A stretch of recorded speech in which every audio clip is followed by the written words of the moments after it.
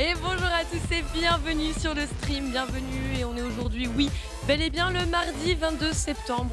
Non, on n'est pas du tout mardi, on est jeudi en fait.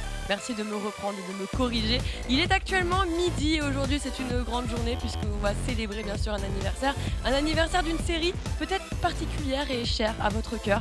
Oui, il s'agit bien de Friends qui fête sa toute première diffusion il y a 28 ans, tout pile. Mais ça on le verra plus tard, ce sera au moment de l'archive, tout de suite c'est starter et ça commence.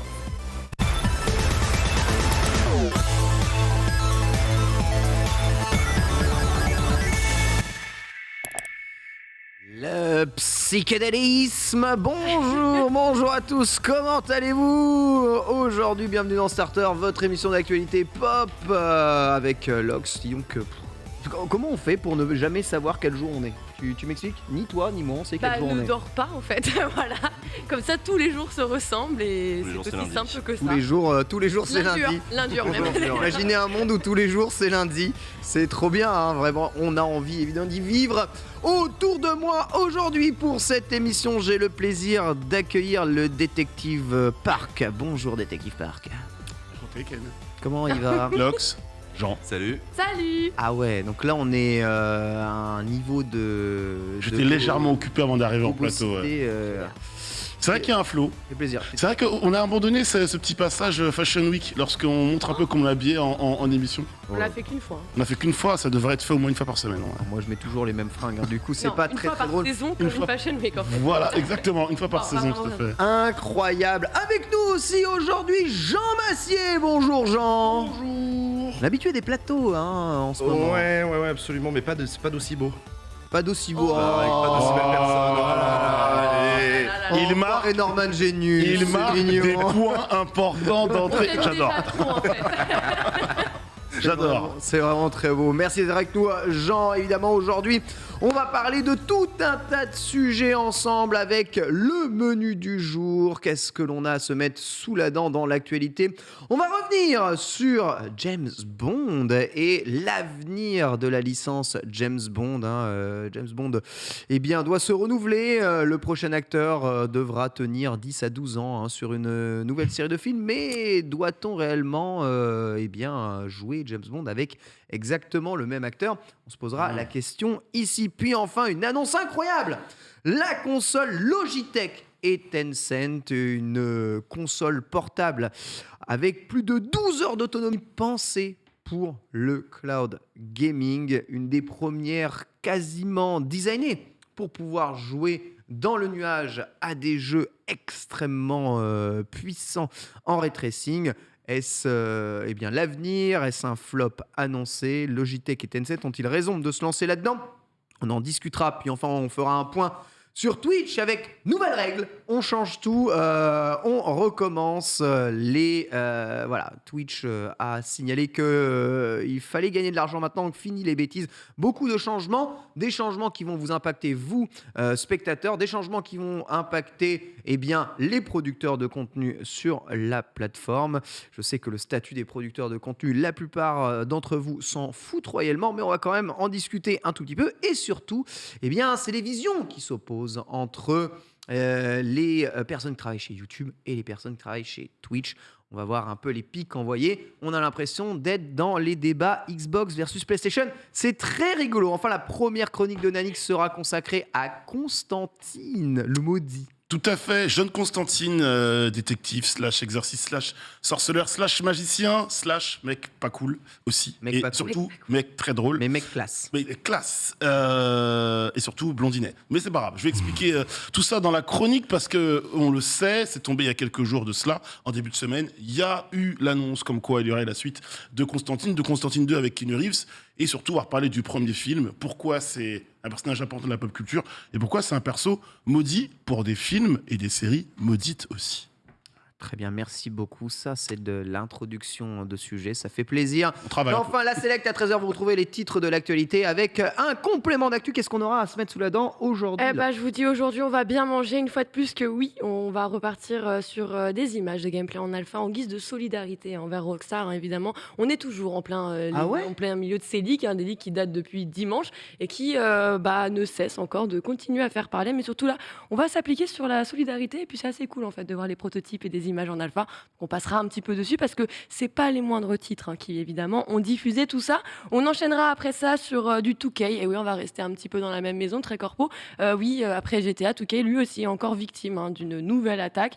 Et ouais, ça continue et ça ne s'arrête plus. On repartira alors sur de la news complètement différente cette fois-ci. On va parler un petit peu de stock de PS5 et voilà, j'en ai peut-être de PlayStation 5 si vous êtes toujours en recherche. Sachez que l'État va revendre son stock actuel qui n'est pas énorme actuellement, mais pourquoi pas. Oui, l'État se débarrasse de son C'est stock. comme les lingots d'or. Vous allez, C'est la Banque de France. On a des vous allez, mais voilà. En plus, on a. C'est pour combler la dette, c'est génial, on adore. C'est ça. Écoute, on fait comme on peut avec ce qu'on a. Oui. En tout cas, avec les stocks disponibles, surtout. On repartira d'ailleurs, on restera dans l'écosystème PlayStation, puisqu'on a quelques informations concernant le PSVR 2, tout principalement les licences et les titres qui y seront développés. Sony s'est enfin exprimé concernant d'ailleurs Oculus Quest. Alors, est-ce qu'ils ont été gentils? Est-ce qu'ils ont été taquins? Est-ce qu'ils les ont polish, caressés dans le sens du poil? Beaucoup de choses à dire encore une fois. Et on repartira encore une fois sur quelque chose de très différent. Pas du tout, on va rester chez Sony, puisque on va revenir sur cette actualité concernant Sean Layden, qui lui était ancien président de Sony et qui est désormais chez Tencent. On partira un petit peu se rafraîchir la mémoire sur le profil de cette personne avant d'évoquer, ça y est, peut-être presque officiellement la date de sortie du prochain Assassin's Creed Mirage, qui lui a laissé une bride d'infos disponible là où on n'avait pas vraiment de date précise. Vous allez voir exactement de quoi il s'agit. Et on terminera en beauté sur un salon avec Gotham Knights qui s'est incrusté littéralement. Gotaga Knights qui viendra de nuit au salon de l'auto. C'est pas la même hype, Gotaga Knights. Non, là c'est Gotham. Gotham Knights au salon de l'auto, incroyable, l'incruste, elle est légendaire. Et on terminera avec une chronique de Jean, l'IA et la loi. La loi, est-ce que c'est elle? Finalement, est-ce que c'est elle? Justement, on va parler de ça. Il y a une étude qui fait beaucoup de bruit en ce moment aux États-Unis sur l'intelligence artificielle, parce que si ça se trouve, on en a trouvé une qui est plus intelligente que nous. Ah, c'est impossible. Rien n'est plus intelligent que l'être humain. Que toi. Ouais. Que moi, sûrement pas. Donc voilà. Est-ce que l'IA peut nous aider à régler des problèmes dans la société, tout ça? On va en parler. On en parlera évidemment en fin d'émission, un sujet qui est très d'actualité et qui passionne. Voilà, vous avez le menu de ce starter. On commence tout de suite avec le menu principal.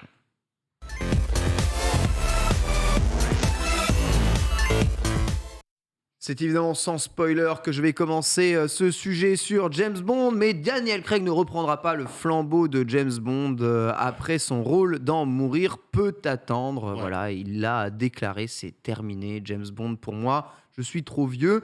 Et voilà, je peux jouer maintenant Hercule Poirot dans des films d'Agatha Christie. Donc, je suis largement plus content de ça. Mais voilà, se pose le problème de qui pour endosser le rôle de James Bond. Souvenez-vous, à l'époque où Daniel Craig avait été choisi, c'est un tollé incroyable. Il est blondinet, il n'est pas poilu. Enfin, tout ce que l'on peut prendre dans la tronche parce que on ne ressemble pas au précédent, quelque part. C'était dur. Et pourtant, il a magnifiquement incarné James Bond dans toute la série de films qui s'est passée, une série de films, mais qui est une suite, vraiment, toute l'histoire se suit, qui est un peu sans précédent réellement dans l'histoire c'est l'origine, un peu, pas l'origine story, mais on suit un pan de la vie de James Bond à ses débuts. Ouais. En fait, on suit ses débuts et sa fin, donc il y a une boucle, il y a une véritable boucle narrative, ouais. Et les scénaristes sont allés loin, ils ont même tué la reine, t'as vu? Ils ont même tué la reine. Agent de Sa Majesté jusqu'au bout. Daniel Craig qui l'emmène jusqu'au cortège, c'est vrai que c'est quand même très très fort là-dessus. Ça va trop loin, en tout cas, le cinéma anglais. Les producteurs, Barbara Broccoli et Michael G. Wilson, ont fait quelques déclarations récemment en testant qu'ils n'étaient qu'au début de leur réflexion sur comment recommencer une saga James Bond avec celle-ci sur plusieurs années. Voilà, on avait souvent donné le nom d'Idris Elba qui reviendrait souvent dans le rôle car malheureusement ce ne sera probablement pas lui car c'est quand même un acteur qui dure de 10 à 12 ans dans le rôle de James Bond. Ouais, alors tu sais quel âge, je sais pas, il a quel âge? Tu lui donnerais quel âge, tiens? Vas-y. Je sais pas, il doit avoir 45 ans, Idris Elba, non? 50? Non. Conanix, go parce que j'ai. Parce que t'as pas la réponse en fait. sais rien. Idriss Elba, Aucune idée. Quel âge a dit 45 ans. 45. Il a 50 ans, Idriss Ouais, Elba. voilà, et déjà 50 Et ans. du j'étais coup- pas loin. Mais Roger Comme- Moore, il avait quel âge? Ça va. Excuse-moi, mais quand tu vois Samuel L. Jackson, tu peux y aller, quoi. Enfin, tu Ouais, vois, clairement. Moi, je lui dis, là, dans 10 ans, il en aura 40, donc ça, ok. Eh oui. Mais malheureusement, ça ne sera pas à lui que le rôle sera décerné, hein, C'est je pas. pense. Alors, pas forcément pour des considérations de temps, mais parce que c'était comme ça. Et il y a une déclaration, du coup, de Brocoli qui stipule voilà un peu son envie et l'indécision dans la tête des producteurs. Il ne s'agit pas juste de caster un acteur pour un film. On parle d'une réinventation de James Bond, de James Bond. Où va-t-on emmener le personnage? Qu'est-ce qu'on veut faire avec lui? Et une fois qu'on aura répondu à ces questions, alors on se demandera qui est la bonne personne pour réincarner le rôle. Deux visions s'opposent. Repartir sur une série James Bond qui se suit avec le même acteur, ou peut-être faire de James Bond des films uniques avec un scénario à chaque fois unique. On connaît le personnage, tout le monde connaît le personnage. C'est l'agent du MI6. Et on change d'acteur à chaque fois, on change de vision d'auteur à chaque fois, on change de vision scénaristique à chaque fois. Comment faire pour repartir de zéro avec James Bond? C'est un casse-tête, on va dire, peut-être pour les producteurs, mais aussi un casse-tête peut-être pour ceux qui sont fans de la série Nanix. Ouais. Toi, tu préférerais quoi? Une nouvelle série qui se suit de James Bond, une nouvelle pentalogie James Bond, Ouais. ou des films différents à chaque fois avec des acteurs En vrai, les deux formules marchaient. Alors là, je mets un point, un petit bémol, c'est que changer d'acteur pour chaque film, je trouverais ça relou. On n'est pas habitué à ça. On est habitué à avoir un acteur qui incarne James Bond sur une série de films. C'était avec Sean Connery, c'était avec Pierce Brosnan, avec Timothy Dalton. Timothy Dalton, il en fait deux, non? Il en fait que Il en deux, fait ouais. deux, Et mais c'est- Roger Moore, voilà. Ouais, Roger Moore, Ouais, voilà. alors, Donc, en fait, même si il y avait, en plus, on dit que souvent qu'il n'y avait pas un lien entre les histoires, c'est faux, puisqu'on retrouvait des méchants récurrents selon les arcs et les époques. C'est vrai que Daniel Craig, c'est différent. Comme je disais tout à l'heure, c'est une vraie boucle narrative. C'était la première fois. C'était archi cool à suivre. Archi cool, même si tous les films sont pas top, hein, vraiment spectre au secours. Mais au moins, ça a le mérite d'être fait. Moi, c'est surtout, en fait, faut jamais oublier que James Bond, quelque part, donc c'est inspiré de bouquins, de romans, il n'a pas vraiment. Enfin, je pense qu'aujourd'hui, dans la société dans laquelle on vit, on peut se dire que James Bond n'a pas vraiment de visage, quoi. On lui a prêté plusieurs têtes différentes, mais il n'a pas un visage unique. Donc, mettre Idriss Elba, parce que ça avait fait un tollé, on peut pas mettre un acteur noir pour incarner James Bond. Complètement. Il y a aussi à un moment donné le fait de militer en disant on voit Vous les avez qu'à James... foutre une femme. On tiens. voit les... C'est ce que j'allais dire. On franchement, voit les James Bond girls Ouais. mis en avant et pourquoi pas donner le rôle à une femme. Moi, je suis ouvert à tout à partir du moment où, en vrai, ce qui va compter, c'est le charisme de l'acteur ou de l'actrice et le scénar. C'est ça. C'est le scénar. ouais. Surtout le scénar qui est important, quoi. En tout cas, pour une femme qui incarne James Bond, ça semble être non au niveau des producteurs. Il y a un sondage lancé pour savoir si vous préférez une nouvelle saga James Bond ou des séries de films indépendants. Jean, toi En fait, le problème, c'est que Thierry James Verrou. Bond, ça a toujours été un carcan narratif dans lequel tu es obligé de respecter un certain nombre de règles. Britannique, espion, c'est élégant, vrai, c'est vrai. séducteur, les gadgets, les méchants charismatiques. Donc en fait, le problème, c'est que réinventer James Bond, est-ce que ça veut dire s'affranchir de certaines de ces règles? Auquel cas, c'est plus voilà. James Bond. Et quitte à s'affranchir de règles, autant réinventer un nouvel espion du 21e siècle et tout. Et donc, si tu veux rester dans les règles, en fait, je suis d'accord. Repartir dans un arc narratif avec le même acteur, ça aurait du sens parce que c'est la mode au cinéma en ce moment, on va pas se mentir. Les studios de production sont rarement courageux. Donc, moi, je sais pas, mais je suis assez d'accord avec toi. J'aimerais bien qu'on change à chaque épisode, en fait. Mais, Je pense- mais le côté, tu parlais de réinvention et de prendre un risque, ils l'ont fait avec les gadgets. La série avec Daniel Craig, c'est celle où on voit peut-être le moins de gadgets, en fait. vrai. Et d'ailleurs, c'est ce qu'on a reproché. C'est vrai. Et de Ah, l'autre mais tu côté. vois, les gens le reprochent. Voilà, et de l'autre côté, on disait, regardez, Mission Impossible avec Tom Cruise, il y a 1 milliard de gadgets, comment ça, James Bond, qui nous habitue à avoir un gadget par épisode, on n'a pas, quoi. C'est une, Ou on a vraie, moins. c'est une vraie question. Aujourd'hui, Mission Impossible, c'est le vrai concurrent de James Bond et des 007. On est dans le film Ça fait d'espionnage. longtemps, ouais. On a un incarnant fort qui n'a quasiment jamais changé, Qui ne Tom meurt Cruise. Ouais. Et on a des films qui cartonnent, hein, mine de rien. Hein. Lox. Moi, justement, j'ai lâché James Bond à Quantum Solace, je crois. Ok. Et vraiment, j'ai lâché. Et Lâchez. J'étais un peu en mode, vous voulez pas virer un peu Daniel, nous mettre quelqu'un peut-être à l'étoffe des James Bond girls des films, tu vois, genre qu'on Ouais. soit un peu sur un niveau d'équité, de beauté et de. Non, il a beaucoup de charisme, c'est vrai, mais trouve pas beau, hein, Daniel. Mais c'est Moi, pas à la Pierce- fin, il me c'est pas saoulait Pierce un Brosnan- C'est peu. pas Pierce Brosnan, quoi. c'est pas Pierce Oh, Brosnan, c'est un clairement cliché, pas. Pierce Brosnan. J'ai fait C'est un l'ancienne. cliché des Ouais, mais années du coup, 90. C'est cliché anglais de ouf. oui, Il réunit tout ce que mais tu Ah dis, oui, quoi. non, C'est- au demeurant, c'est un très bon James Bond, oui. et du Remington coup, Steele. j'ai gardé cette image, tu vois, trop forte. Et j'ai laissé sa chance, hein, bien sûr, à Daniel Craig. J'ai fait un peu partie des gens en mode oh, non, pourquoi Et c'est un très bon acteur. Je trouve Ouais. qu'il a très, très bien porté la licence James Bond.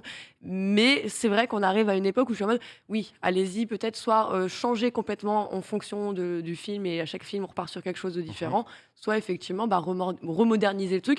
Garder un petit peu cet ADN James Bondesque de l'agent et tout, le petit truc qui va s'autodétruire. on veut le Tout ce que costard. vous voulez, voilà, le costard, tout ce que vous voulez. C'est vrai qu'il y a une case qui coche pas, c'est le côté séduction, je trouve, Daniel Craig. Peut-être. C'est là où il C'est est vrai, moins ça. fort que les Mais en autres. fait, il Et est en- charismatique, tu vois. Il Oui, est mais- charismatique. Tu mets Pierce Brosnan, Sean Connery à son prime, et lui à côté, lequel des trois te séduit, par exemple? En même temps, c'est pas plus Après, mal. le goût et les parce que couleurs. Le James Non, Bond c'est vrai. Non, mais c'est séduisant, bête, mais. le James Bond séducteur, il était un peu malaisant hein, dans le genre ancienne Voilà. génération, main au cul des Exact- femmes, Roger Moore et tout. Fallait Exactement. On est un en petit peu 2022, redescendre. voilà, c'est Exactement, voilà. Merci. Non, mais justement, enfin, tu vois, typiquement, les James Bond girls qui ont commencé à rentrer dans des scènes d'action, c'est en fait assez tardif. Oui, Comme meuf Tout à badass. fait. C'est assez tardif et c'est une évolution de la société et tout. Donc, ouais, le côté. Oui, si on peut y aller mollo là-dessus. Il est Oui, que- pas, ou pas le forcément dans le. Oui. un James Daniel Bond. Craig, c'était plutôt un raisin. Il cherchait à se caser, tu vois. Ouais, voilà. Oui, Il cherchait à ouais, se ouais. caser 2 fois. On va De- se rendre en vrai, ça- de l'ensemble fois des mieux qu'une, ingrédients ouais. de James Bond, bien sûr. En vrai, c'est un claque. Mais ouais, le smoking. Ouais. Eh oui. Timothy l'a pris cher. Il a J'ai aimé beaucoup ses de films, charisme. quoi. Tu vois, regardez les photos. En vrai, attention. J'ai envie de boire du martini vodka maintenant. Ah, Il y en une a olive. Vodka martini, Il y en a Aston qu'un qui a une Martin. photo ultra saturée, c'est Pierce Brosnan, là, il triche. Il est blanc. Regarde, C'est vrai, regarde, même ça son costume, on dirait qu'il est C'est vrai, gris. il a la même couleur que sa chemise. Il est transparent, Paris Pierce. Ça va Qu'est-ce pas que- du tout. Bah oui, c'est n'importe quoi. Non, mais ouais, après, c'est vrai que l'époque a changé. Tu vois, il y en avait qui étaient un peu plus dans le distingué, un peu, voilà, gentleman, mais gentleman cringe dans la séduction, voilà, typiquement. Donc, c'est vrai que ça s'est adapté, d'où le fait que je dise que vraiment, Daniel Craig, à mes yeux, a vraiment bien porté et réussi à moderniser, l'emmener sans vraiment trop désacraliser ce que pouvait représenter un James Bond. Et c'est là où je me dis, je pense qu'aujourd'hui, on est encore capable, tu vois, de réitérer cet exercice-là, de repartir avec une bonne tête pour soit 1 ou 2 épisodes, mais peut-être, tu vas le changer tout en gardant En tout ce cas, truc-là. les gens semblent plutôt favorables à une saga hein, plutôt qu'à des films indépendants Oui. les uns des autres. Bizarrement, hein, puisque, je sais pas, on va dire que dans les grandes licences du cinéma, il y a des choses qui marchent un peu de façon indépendante. On voit ce que Batman fait un peu, tu sais, des reboots un peu tout le temps, des Jokers indépendants. C'est une de vision Batman, différente à chaque voilà. fois aussi. À chaque Ouais. fois, ouais, et il y a des visions différentes de scénaristes, Mais c'est des facile, visions d'auteurs, des visions de c'est du réalisateurs. comics, à chaque fois tu peux dire il y a un, Ouais, il y a c'est un, vrai. il y a un, C'est il y a vrai. un scénariste Oui, c'est enfin, vrai, j'avoue. et un J'avoue, dessinateur j'avoue. différents J'avoue, qui ont j'avoue. réinterprété le personnage, donc tu fais une J'avoue. autre vision du personnage à chaque fois. Quoi, tu vois. Je sais pas, après, peut-il y avoir un univers étendu de James Bond? Peut-il y avoir un film Q? Ça me paraît- Ouais, non, mais c'est ça, voilà. j'étais en train de me Ouais. demander, c'est qui les personnages secondaires Ah, il y a charismatiques Moneypenny, à il y a part Q et M il y a Moneypenny. M, ouais. Moneypenny. Moneypenny, bien sûr. Et ces Ah persos, bon, et mais ces ouais, persos mais une sont fois que t'as importants. dit ça, bah, Agent of MI6, ça, l'histoire du MI6. La série, la série. La série. Non, il y a ses potes des agences américaines. Il y a des trucs peut-être à faire. J'en sais rien. En tout cas, ça cherche encore à renouveler. En tout cas, ce sera le premier James Bond qui ne sera pas pour la reine et la patrie. Et Tom ça- Hiddleston, moi j'aurais Et vu. ça, c'est Pas pour le roi. ouais. Tom Hiddleston, Pas dans charismatique James non plus. hein. Le roi, c'est zéro. Tom Hiddleston. Tom Hiddleston, dans James Tom Bond. Hiddleston. Moi je ça veux Billy peut, Force, c'est pas Idris Elba. Ouais. Sauf qu'il a le look. ça peut mourir tout à fait. Hein. Lashana Lynch, en effet, de mourir Oui. peut attendre. Dans un spin-off, ça peut complètement le faire. Ouais. Absolument. Nouvelle console Game Pass en cloud. Dis donc que ce titre est accrocheur. Vous allez cliquer, bien entendu. C'est l'idée incroyable qu'a eu Logitech en association avec Tencent et Microsoft pour eh bien, tenter autre chose. Une console portable non basée sur la puissance, mais sur la capacité de réception et de rapidité d'un signal cloud. Je vous rappelle le principe du cloud gaming. Il s'agit de streamer comme vous pouvez le faire sur votre Netflix ou autre service de VOD, vos jeux vidéo directement sur votre télévision, votre console de jeu ou n'importe quel autre support comme votre téléphone. L'idée de cette machine serait de recevoir du coup un signal, de pouvoir jouer sur une puissance déportée dans le cloud à l'ensemble de vos jeux Game Pass. Hein. La machine s'appellerait la Logitech G Cloud, G étant la gamme premium de Logitech. Et voilà, elle annonce la couleur tout de suite. Elle est blanche comme un nuage. Elle s'appelle Cloud comme le nuage. Pour ceux qui n'ont pas compris. Voilà, pour ceux qui n'auraient Allô. éventuellement pas compris. Voilà, Halo, qui est en plus illustré Oui, comme pardon. l'image ici. Donc évidemment, C'était pas le meilleur move. c'est très clair. L'énorme avantage d'une machine comme ça, c'est déjà qu'on tombe sous un poids qui est vraiment faible, hein, sous les 500 grammes de poids, bien entendu, mais aussi une autonomie de batterie gigantesque, puisqu'il n'y a pas d'énormes calculs processeurs à faire. Il s'agit juste de décoder un signal. On tomberait sur 12 heures d'autonomie de batterie avec des jeux Game Pass du Xbox Game Cloud, qui sont quand même d'une qualité Xbox Series aujourd'hui. Voilà l'idée de cette machine. Notez que le Steam Link fonctionne, il me semble, Oui. déjà sur le Steam Deck, oui. si je ne dis pas de bêtises. Donc, on peut déjà utiliser certaines fonctions de cloud sur certains supports. On a les services de cloud de Nvidia qui peuvent aussi s'adapter à pas mal d'autres choses. Le produit est prévu pour le 17 octobre aux États-Unis au prix de $350, c'est-à-dire une Switch OLED quand même. Hein. Là, on a un écran 1080p, 60 Hz, 16 neuvième LCD. Hein. Donc, ça reste quand même un bon prix, mais évidemment, la batterie semble être très conséquente. Voilà, une option sympa qui sera peut-être d'ailleurs une véritable option d'avenir. Étrange que Logitech sorte ça en premier plutôt que Microsoft eux-mêmes. Que pensez-vous de l'idée de cette machine 100% cloud gaming, Jean ? Je peux comprendre son usage, je peux comprendre l'intérêt que ça a. C'est vrai que les deux arguments que tu as donnés, c'est les choses nécessaires à avoir pour une machine cloud gaming, c'est le poids et l'autonomie. C'est les deux choses, tu te dis, s'il n'y a pas ça, en fait, ça sert à quoi ? C'est juste une clair. machine pas puissante, quoi. Ouais. Et par contre, sur le prix, c'était combien le Steam Deck à sa sortie ? C'était beaucoup plus cher que ça. Oui, non ? c'est Ouais, beaucoup plus cher. Ça Parce que moi, dépendait c'est un vrai des... PC, hein, le Steam Moi, Deck. je trouve ça pas très cher, 350 balles pour pouvoir jouer à tous tes jeux Game Pass. Bah, Je trouve ça honnête. J'irai pas jusqu'à l'acheter parce que je suis pas du tout un joueur console, mais je. Ok. Moi, je vois que c'est plus cher qu'une Switch Oui, c'est plus cher qu'une et Switch. c'est pas une console autonome, tu vois. Donc, je rappelle, c'est une console qui ne fonctionnera que si vous êtes connecté à Internet Ouais. et qu'un réseau 5G très fortement recommandé et qu'un Wi-Fi 6 est très fortement recommandé. Cela dit, la console le fait. Donc, trop cher ou pas assez cher ou plutôt accepté, très content d'un prix de console ? Peut-être pas ta cam. Non, surtout que je me dis, en fait, c'est la console du xCloud, quelque part, en fait. La C'est- console du Xcloud, ouais. Voilà, c'est un support pour le xCloud. Après, il faut voir si on veut mettre le prix pour ça, parce qu'on rappelle que le xCloud, tu l'as sur ton smartphone, logiquement bientôt sur ta télévision. Donc, c'est juste, pour moi, un outil, un périphérique de nouveau pour profiter du catalogue du Game Pass. En tout cas, il n'y a pas une promesse de proposer une console plus un ordi, etc. Donc, au niveau du prix, j'ai pas l'impression...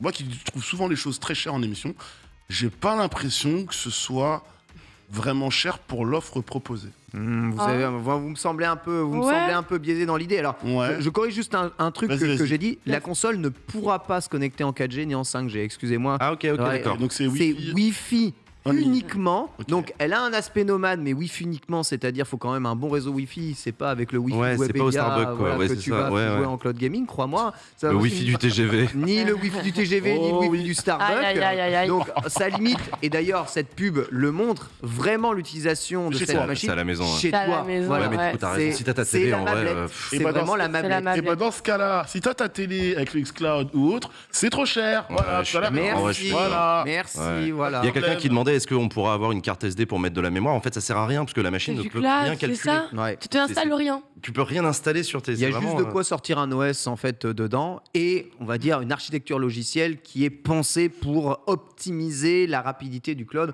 Donc c'est des architectures qui sont surtout pensées pour que le Wi-Fi soit le plus rapide et le traiter le plus rapidement possible avec une dalle qui affiche rapidement le signal. Voilà. Après, je sais pas Sans pour la quelle 5G, clientèle ouais. ça s'adresse, que c'est des gens qui n'ont pas de télé chez eux, ne veulent pas en avoir, et dans ce cas-là, pour jouer, se disent c'est un très bon support, ou tout simplement qui n'ont pas de console et qui se disent j'ai pas forcément envie de jouer sur ma télévision avec le xCloud et je préfère jouer tranquillement avec ma console portable. Je sais pas trop, c'est ouais. Avoir Moi, je pense que le positionnement. public visé, c'est les parents pour leurs enfants à Noël.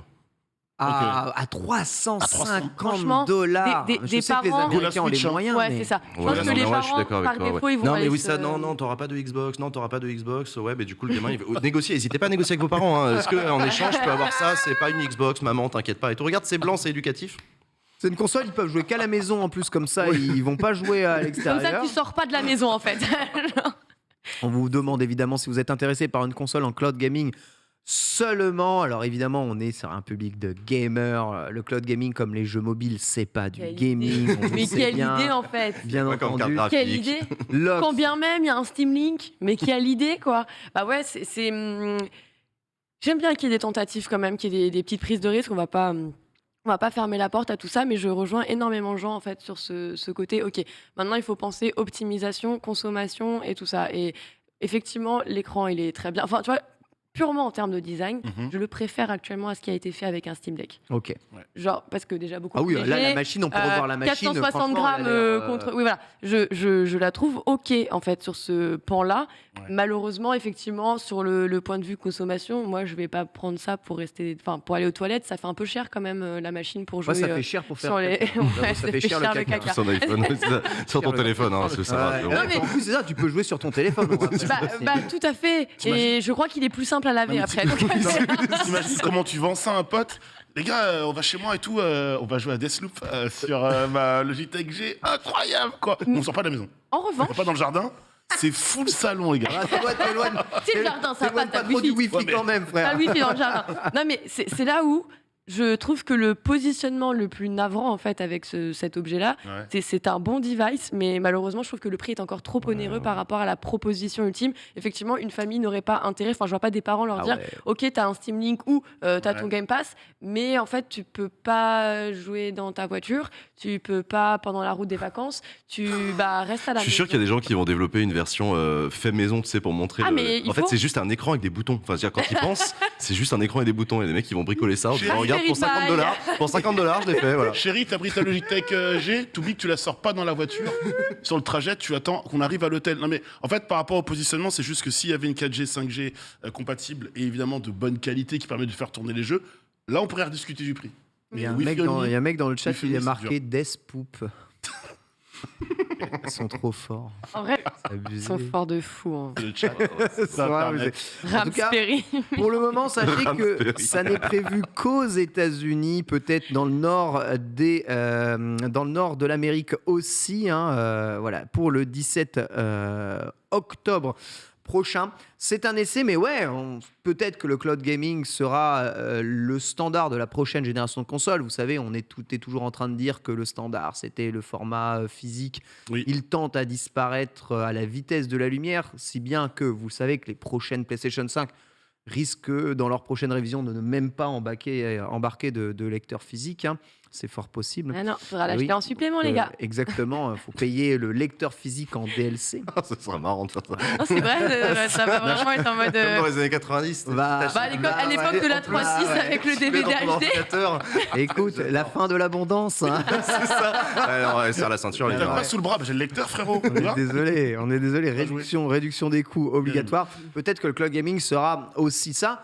Où le cloud gaming va-t-il s'installer le plus? Est-ce que ce sera directement dans les télévisions comme des applications telles que l'on a ici? Est-ce que ce sera le marché du smartphone qui fera le mieux fonctionner le cloud gaming, étant donné que ça nécessite une connexion 5G et une bonne précision? Ou est-ce que ce sera des machines comme ça, un peu hybrides, qui permettront de faire l'entre-deux façon cette Logitech G ou une Switch remaniée? On verra. En tout cas, pour le moment, sachez que ça n'emballe pas le gamer qui attend plutôt la 4090 à 2000 euros. Ouh, m'étonne. Ça, ouais. Ça, c'est. Après, ça fait 5 ans qu'ils attendent de pouvoir changer de carte graphique, donc c'est quand même Je peux se comprendre. tu le prends là, tu dis vas-y, Genre j'achète. sur De des toute façon, GTX, ouais. si je la prends pas Day One, je serai mort pendant les 5 prochaines années encore, c'est bon. On verra sûrement bêta-testé en tout cas aux États-Unis et ensuite après on verra si une sortie en Europe est envisageable ou en tout cas raisonnable, possible. Ça peut intéresser un public ici. Je trouve quand même ça beaucoup trop cher, hein, personnellement, pour le moment.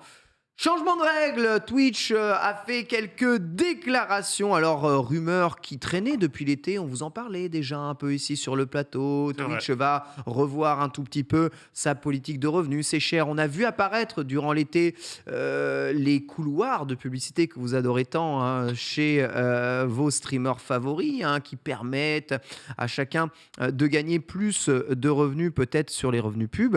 Là, c'est quand même la surmultiplié que vient mettre Twitch, puisque quasiment toutes les rumeurs annoncées s'avèrent être vraies. Ainsi, Twitch va très rapidement, d'ici 2023, interdire toute forme de stream liée à des sites de paris ou de gambling.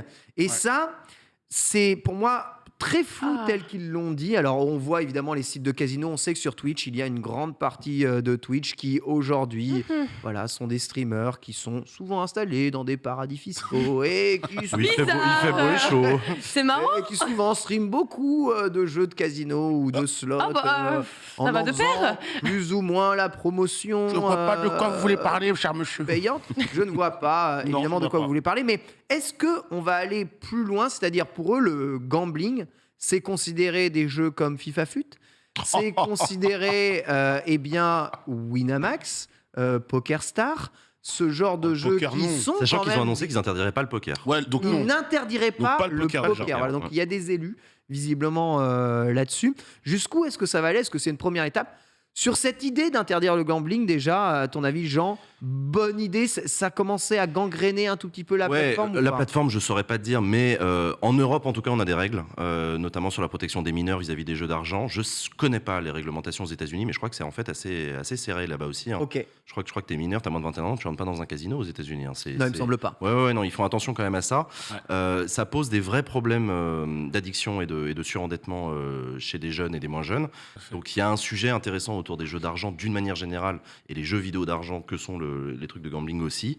Est-ce que c'est absolument nécessaire sur Twitch? Honnêtement, je sais pas. Je ne regarde pas ces contenus. Je moi non plus, m'intéresse moi non assez plus. peu. Donc, Pareil. mais j'ai quand même lu des articles qui disaient que des gamins avaient perdu beaucoup d'argent en faisant confiance à des streamers, en prenant leurs liens de connexion, etc. Donc, Les sites sont faites gaffe à cités, ça. hein, comme vous pouvez le voir. C'est 4 hein. sites. Ouais, ils sont Vraiment, mentionnés. il y a 4 sites Dans un très premier temps, particuliers qui semblent quand même être là. Donc on vise évidemment les jeunes, éviter de faire tomber évidemment les jeunes dans le gambling. Pourquoi les sites de poker, le poker du coup, tout simplement, et les sites de poker sont-ils encore autorisés? Je pourrais pas bien Nanix. l'expliquer. Je pourrais pas bien l'expliquer en fait.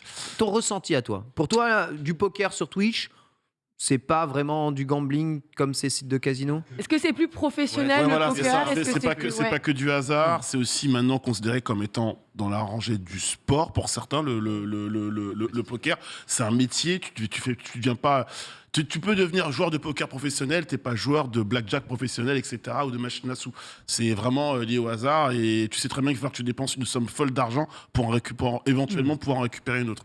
Après, je pourrais pas aller plus loin parce que j'ai pas tous les tenants aboutissants, mais je crois que c'est vraiment la partie, le poker, comme le disait Polo, merci toujours là pour épauler un frère dans le besoin, il y a beaucoup moins de notions de hasard quand tu connais un petit peu le jeu et les règles du poker. Un peu comme le pari sportif quelque part, parce que ça va peut-être rentrer dedans, mais le pari sportif, tu as des gens qui en ont fait leur métier. Quand tu t'intéresses aux différents championnats, aux cotes, aux joueurs, etc., tu te rends compte que finalement, sur les mises, sur ce que les gens gagnent, il y a quand même une part, je veux dire, il y a forcément une part de chance. Et il y a aussi une part de hasard parce que t'es pas à la place du joueur sur le terrain ou de la tennisman ou du footballeur pour déterminer sa performance. Mais on va dire qu'il y a une part d'expertise sur, il y a plus de chances que ce match se déroule de cette manière-là ou que cette joueuse aille gagner ce tournoi-là ou cette finale que l'inverse, quoi. C'est ton avis aussi, du coup, Peggy 18 chez nous, Peggy Ouais, mais ça 21 change aussi, bien. les sites de poker sur Twitch aux États-Unis, enfin globalement aux États-Unis. Ouais, mais ça change pas grand-chose. Le PEGI, on sait que c'est très contourné sur Internet. Il y a des polémiques en ce moment. Il y a des affaires juridiques en France sur la pornographie, par exemple, et l'accès aussi au porno qui est trop facile pour les mineurs. Selon la justice, pas selon moi, mais et du coup on a un problème similaire qui se pose. Je trouve ça bien que Twitch agisse et réagisse. Ils sont très au taquet, Twitch, sur les polémiques et ils font gaffe à ça depuis plusieurs années. Donc je sais pas. Par contre, là où tu as raison et tu l'as dit tout à l'heure, c'est qu'on peut faire confiance aux développeurs de ces jeux de casino pour être suffisamment malin pour chercher à contourner les règles très vite. Oui. On va voir des systèmes de gambling dans des jeux, et alors là, tu vas avoir des polémiques si des gens dans GTA 5 s'amusent à créer des trucs où en fait ils ont de l'argent réel et tout. Là, Twitch va avoir un vrai problème ce jour-là, un énorme problème à ce moment-là. Pour l'instant, ils s'attaquent à un truc pour montrer que c'est la fin de la récré, mais... Moi, j'adore le casino dans Dragon Quest, par exemple. Mais oui, c'est J'y trop marrant. passe des heures et des heures et des heures et des heures. Mais parce que je sauvegarde et si je perds, je recharge ma Voilà. et que je casse la banque à chaque fois pour des objets légendaires. Et puis surtout, quand tu vas jouer au poker là-bas, tu n'arnaques pas de gens qui te suivent et c'est surtout ça qui n'est pas problématique. Toi, le poker, ça te pose un problème sur Twitch? Alors, moi, je peux jouer au poker comme ça me fait plaisir. Après, aller regarder du poker, non. Enfin, c'est vraiment pas dans mes habitudes. Mais c'est Je là veux où je dire trouve. sur Twitch, quand on c'est là- fait la promotion Ouais, mais de voilà, sites de c'est là où tu poker en vois, il y a, ligne. il y a Voilà. une nuance où effectivement j'ai un problème avec cette mention du vas-y, viens, rejoins-nous sur la plateforme, je t'offre X euros et tu vas pouvoir dépenser. En fait, le problème, c'est que ces acteurs-là sont rémunérés. En fait, eux, ils ont de l'argent et ils sont rémunérés, là où des personnes ont l'impression d'aller encaisser de l'argent et vont réinvestir. Et c'est là où je trouve que c'est. Toi, il y a un petit flou un peu juridique, même sur le statut du poker. Là où effectivement, sur le gambling pur et dur, on a eu des cas, et c'est vrai que Pokémon, c'était l'une des premières à faire remonter cette problématique, Ouais. à un petit peu gueuler et remuer Twitch en me disant Ouais, est-ce j'ai que vous vu trouvez ça les normal bails, c'est sale quand même. Hein. Mm. Mais c'est très grave, on parle quand même d'une escroquerie. Là, j'ai rajouté ça, Polo, quand même, dans le conducteur.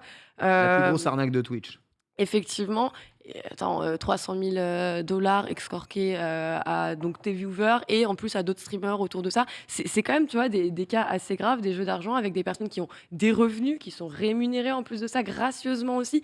Et c'est à force de voir ces cas comme ça où effectivement, moi, je trouve que Twitch n'est pas une plateforme pour, tu vois. Et que si on commence à partir vraiment sur ça, on prend une tangente et on joue un jeu dangereux. Véritable question, est-ce qu'on peut mettre en accusation Twitch pour des délits commis sur la plateforme?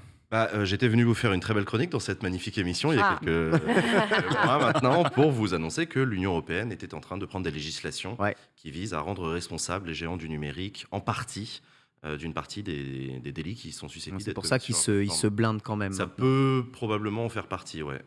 Très bien. Question du coup, on revenait, puisque FIFA FUT, c'est vraiment du hasard. Interdit dans certains pays d'Europe.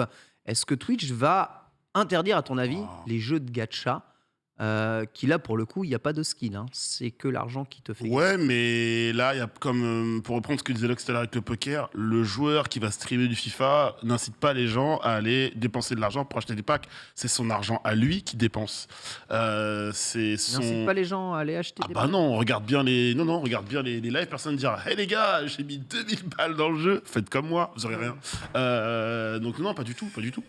C'est vrai que ça donne pas envie, dit comme ça. c'est le système, non mais c'est vrai, non, mais c'est le système du jeu qui va inciter les gens malheureusement à passer à la caisse. C'est le cas sur FIFA FUT comme tu dis, c'est le cas sur NBA 2K aussi, hein, sur le mode carrière, etc. Mais en aucun cas, en tout cas de ma connaissance, je l'ai vu une pub déguisée pour inciter à l'achat, ou en tout cas des streamers faire la promotion. Enfin, ouvrir des packs et dépenser ton argent à toi, c'est pas forcément, ou peut-être de manière très très indicieuse, Ouais, alors, inciter les gens à ouais. dépenser de l'argent. c'est là où tu vois. Tu les encourages à faire quelque chose, mais C'est t'es ça. pas. Mais, En fait, tu leur donnes envie d'une certaine manière en Ouais, les faisant un peu ok. participer à ça. Et c'est vrai que c'est pas explicite, Voilà. mais implicitement, tout de même, tu influences les joueurs à aller acheter et faire de l'opening de pack aussi de leur côté. Après, oubliez Ouais, oubliez pas que si ça marche, C'est les cliqué. ouvertures de packs, c'est que les gens ont envie de voir des gens paquer des gros trucs, et aussi bah, en mode ah, regardez cet abruti, il a mis je sais pas combien dans le jeu et il a un paquet quoi. Donc tu sais, t'as aussi le côté curiosité malsaine qui vient se glisser en tout cas sur l'ouverture de packs. Sur le Ouais. chat, je ne sais pas comment poser une question bien tournée pour mettre en opposition les sites de paris, évidemment sur Twitch, et les gachas sur Twitch, sachant que tu ne peux pas gagner d'argent sur des gachas à la fin, hein, on rappelle. Donc Ah non. c'est la vraie différence Tu fais qu'en avec ça. perdre. Tu mets de l'argent, mais tu ne fais qu'en perdre. Moi, Ça, tu es c'est sûr assez et certain, tu n'as pas l'illusion de pouvoir éventuellement Ça gagner. ferait une Ça- bonne pub ça. Je te rappelle que dans les sites de paris, en vrai, tu fais qu'en perdre aussi. Hein. Ouais, Non, oui, mais mais, c'est oui. ça. Oui, mais t'as une bankroll. Je peux te donner les maths, tu fais qu'en Non, mais perdre. oui, bien sûr, mais t'as une bankroll, c'est-à-dire que derrière, t'as un matelas qui te permet de te coucher à un bout d'un Ouais. moment. Là, J'ai peut-être une question très con parce que c'est vrai qu'effectivement je ne Dis-moi consomme pas ce contenu-là.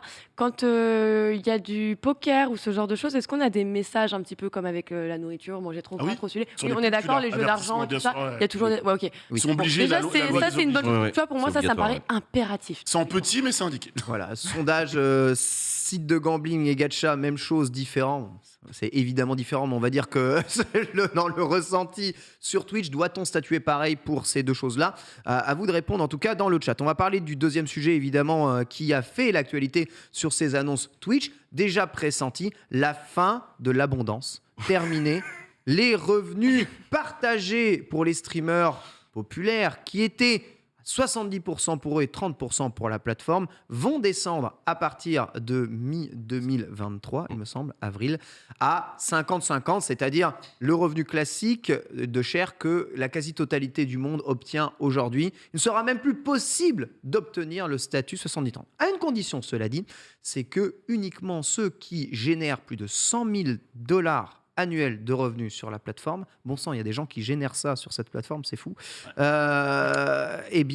seront imputés par ça. Pour les autres élus qui réussissent à rester sous la barre en hula hoop, comme ça, Limbo. eh bien ce sera C'est un grand limbo, ouais. Un gros limbo, ouais. une stratégie qui est évidemment aussi injuste que les impôts français, et qui permet évidemment d'ajuster peut-être ses revenus pour gagner plus, voilà, travailler moins pour gagner plus. Une philosophie, bien entendu, très très propre. Cela dit, eh bien, 50 streamers français sont très largement au-dessus de cette barre et sont donc directement imputés par ça. Et on réagit par rapport à cette mesure. Alors évidemment, pour vous, ça ne change pas grand-chose, quoique, vous allez voir, évidemment, ça peut changer votre philosophie de somme. Zerator a réagi en signalant que 20% du chiffre d'affaires quand même annuel Twitch qui diminue, sachant que le chiffre d'affaires de Zerator n'est pas que des revenus Twitch, ça fait quand même une certaine somme. Autant utiliser vraiment cette fin d'année 2022 pour réinvestir l'argent de Twitch dans des projets, car c'est vrai, 20% de diminution d'un chiffre d'affaires, pour une entreprise, ça fait quand même une grande quantité d'argent.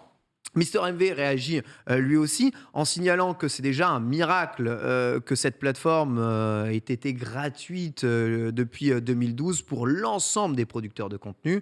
Rappelle la chance évidemment que Twitch a proposé à l'ensemble aujourd'hui des streamers qui sont capables de vivre de ces revenus, et que du coup, oui, il y a un moment, il faut peut-être trancher dans le vif. Il regrette, cela dit, qu'aujourd'hui la logique première de Twitch soit la rentabilité. Voilà. Ce à quoi, évidemment, Twitch explique. Un streamer qui stream, ça leur coûte cher. Ça leur coûte de l'argent. Si vous streamez 200 heures par mois, vous faites 100 viewers, c'est $1000 de coût de production, selon Twitch, évidemment, que ça va leur coûter. Alors, on sait que c'est les serveurs Amazon, que Twitch appartient à Amazon. C'est Amazon, ça va être compliqué la boucle qui boucle. Mais ça ne change rien, Jean. Ça change absolument rien. Ça leur coûte de l'argent, le stream. Ça leur coûte de l'argent. Twitch n'est pas rentable et on le sait. Ils sont backés par Amazon et le jour où Amazon en a marre de perdre du pognon, il serre la vis. Et à mon avis, c'est ce qui est en train de se passer. Amazon a des activités qui sont déficitaires, ils ont des activités bénéficiaires et en fonction de la fluctuation économique du monde, et pour plein de raisons, le fait que Twitch ne soit pas rentable n'est en soi pas une bonne nouvelle pour les créateurs parce qu'on est sous le coup de ce genre de décision. Et ce serait pas Amazon, ce serait quelqu'un d'autre, ça ne changerait rien en fait, la logique est la même. Donc il fallait s'y attendre, je suis assez d'accord avec MV, hein. C'est un miracle, Twitch, c'est extrêmement fragile hein, comme modèle, c'est un miracle que ça continue à être gratuit pour tout le monde. Tant mieux, c'est Amazon qui rince la plupart du temps, mais faut pas être naïf sur le fait que Twitch, je sais pas si Twitch cherche la rentabilité, je pense qu'il cherche à arrêter de perdre du pognon. Ouais, arrêter de perdre de l'argent. On n'est pas encore dans la rentabilité, quoi. Okay. Donc, on voit beaucoup de producteurs de contenu qui, eux, gagnent beaucoup d'argent, mais au final, la structure qui les héberge n'en gagne pas tant que ça. Mais oui, c'est ça. Et alors, ils en rapportent quand même, mais pour autant, moi, je suis très surpris d'avoir vu Twitch publier ses coûts de revient. C'est très rare qu'une entreprise comme ça dise ça nous coûte $1000 de un streamer qui fait 100 viewers pendant 200 heures par mois. C'était pour argumenter le fait de changer la... Oui, mais moi je trouve ça juste. Ils auraient juste pu écrire une phrase, ils ont décidé de donner des chiffres, ce qui est très rare et à mon avis très dangereux parce qu'ils viennent de dire au monde entier, regardez, faites des calculs, vous vous rendez compte qu'en fait on n'est pas rentable du tout, que c'est la merde, etc. Ouais, ça envoie un mauvais signal. Ça envoie un mauvais signal. C'est pour ça que ça me paraît bizarre. Tous les observateurs le savaient, mais les observateurs, quoi, pas le grand public. Là maintenant le grand public le sait. À la limite tant mieux pour la transparence d'un certain point de vue. Enfin, faut arrêter de se bercer d'illusions. C'est un business assez dangereux. Je corrige juste un truc que tu as dit sur la répartition des revenus. En fait, ce qu'a annoncé Twitch, si j'ai bien compris, c'est que le 70-30 va rester pour ceux qui l'ont déjà. Oui, c'est déjà plus possible de l'avoir. Oui, c'est ça. C'est plus possible mais d'avoir. Il va rester pour les 100 000 premiers dollars générés. Oui, c'est ce que j'ai dit. Et c'est juste la part supplémentaire qui a. Ah, d'accord, ok. C'est comme l'impôt sur le revenu, c'est des tranches. C'est comme l'impôt sur le revenu, d'accord. C'est comme sur l'impôt sur le revenu, d'accord. Donc c'est tout ce qui est au-dessus des 100 000. On est à 50-50. Qui sera en 50-50. Donc là, voilà. Donc c'est vraiment ma comparaison avec l'impôt français. Elle est vraiment pixel. Et encore une fois, c'est ce que j'ai compris, parce que si ça se trouve, ils vont envoyer un communiqué de presse dans 3 mois pour nous dire non, c'est pas tout à fait ça, excusez-nous. En fait, c'est 20% pour vous. Et en mode tout va bien et jamais ça nous coûte $1000. Attends, alors attendez. Donc ça veut dire que tu fais toujours 100 000 de CA au calme en 70-30. Donc, c'est quand même vachement Du coup, moins grave. on est Excusez-moi. d'accord que ceux Alors, que Ouais. Alors, j'ai- ceux que Pardon, ça le- entache le plus, c'est ceux qui sont en dessous de tout ça, qui Non. finalement Non, vont être non, un non, peu c'est vraiment pénalisés solution. derrière aussi. Non, il y a juste un truc qui est un peu chiant, c'est les gens. Et ça, je comprends Twitch quand il dit ça, c'est qu'ils ont mis fin au 70-30 il y a un an maintenant. Donc c'est plus possible d'avoir le 70-30 quand même tu remplissais les conditions. Qui étaient plus ou moins floues. Ils disent qu'elles étaient floues, mais moi je suis pas d'accord avec eux. Elles étaient assez T'avais des claires à l'époque. prérequis. Et des prérequis, bon, ok. Mais surtout qu'il y a des streamers qui ont grossi au cours de l'année, qui auraient pu à l'époque demander Prétendre 70-30, à- prétendre au 70-30, et aujourd'hui le peuvent plus. Et c'est vrai que c'est un peu injuste pour eux que d'autres qui, comme moi, étaient là avant, on garde le 70-30, y compris sur en dessous de 100 000 $. On rappelle, je comprends. les revenus Twitch sont composés à la fois des revenus de sub. D'ailleurs, vous pouvez poser la question si justement les streamers gagnent moins sur leur sub et que Twitch prend plus. Est-ce que ça vous donne envie de subber encore à leur chaîne? Il y a les revenus publicitaires et il y a tous les revenus liés aux OPSP apportés directement par la plateforme Twitch. Voilà, ce groupe de trois choses constitue l'ensemble des paiements Twitch aux streamers. Ce genre de méthode, tu y vois un inconvénient, toi, en tant que streamer, en tant que spectateur? En tant que streamer, je suis pas concerné, je suis trop petit. Donc ça va pas, comme on disait tout à l'heure, m'impacter. Après, en tant que spectateur, après, faudra. Non, parce que du moment que les gens vont continuer à faire leur contenu, rien va changer. Ok. Rien ne va changer. Toi, ça te dérange pas Ça te dérange pas de sub à une plateforme, sachant que c'est quand même Twitch qui en prend une grande partie? Ça a toujours été le cas. Donc en soi, ça me dérange pas. Et puis faut pas être naïf. Il y a un monde où il faut bien récupérer de l'argent. Donc bon, voilà. Moi, ça me choque pas en soi. On terminera rapidement sur la réaction de YouTube Gaming, évidemment. YouTube qui, elle aussi, depuis 2005, est une plateforme 100% gratuite qui n'a jamais demandé le moindre paiement à personne et qui génère des revenus. Et le tacle, évidemment, de ceux qui s'occupent de YouTube Gaming est à peu près clair. C'est-à-dire, plutôt que d'essayer de prendre encore plus sur les producteurs de contenu, vous devriez essayer de chercher à monétiser mieux le contenu qui est produit sur votre plateforme, dont les VOD, qui sont lamentablement mis en avant, lamentablement rangés, lamentablement algorithmés et monétisés. Peut-être y a-t-il plus à faire plutôt que de voir tous les streamers remettre la totalité de leur contenu sur nos plateformes à nous. Et c'est nous, on se fait le pognon. Et sur les réseaux sociaux, les gars, faites quelque chose pour améliorer l'ergonomie de votre plateforme. Il y a peut-être à faire là-dessus. Je pense que si YouTube donne des leçons de VOD à Twitch, Twitch pourrait donner des leçons de De streaming, streaming à YouTube, je suis con. C'est de bonne guerre, les copains. L'ancien boss de YouTube Gaming. Mais où qui est fait ses Facebook déclarations. alors en fait? Tu es d'accord avec ça? Je suis d'accord avec ça. Très bien. Donc voilà, il y a peut-être encore aussi à améliorer d'un point de vue logiciel. Voilà en tout cas pour cette partie sur Twitch. Globalement, pas grand-chose change pour vous, sachez-le. Mais on va dire que si certaines choses d'un point de vue monétisation changent sur Twitch, ça peut aussi pousser le monde de Twitch ou le monde des producteurs de contenu sur Twitch à changer leur production ou à changer peut-être un jour de plateforme. Et c'est vrai que YouTube très en force en ce moment au niveau du choix de certains streamers. On va passer à la première chronique du jour et c'est l'immense, le magnifique, le tellement beau Nanix qui va nous faire un petit dossier sur Constantine. C'est parti.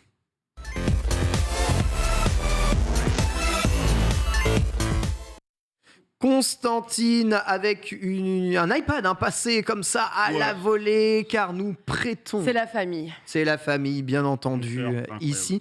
Pourquoi parle-t-on de Constantine aujourd'hui, Nanix? Parce qu'on en parle, parce que depuis quelques jours, on a eu l'annonce officielle, on a eu l'annonce par les médias américains qu'une suite, Constantine 2, va arriver, va être réalisée. Et qu'il y aura toujours Keanu Reeves dans le rôle titre de ce film qui est sorti en 2005. 2005, ça fait 17 ans. 17 Très bien, ans, ouais, ouais. on est vieux. Donc ça. Si long que ça. Waouh. Et regardez Il le a pas charisme. changé en fait. Regardez, c'est Neo, littéralement. Donc, Ah ouais, mais là on est en pleine fin de Matrix, là, non?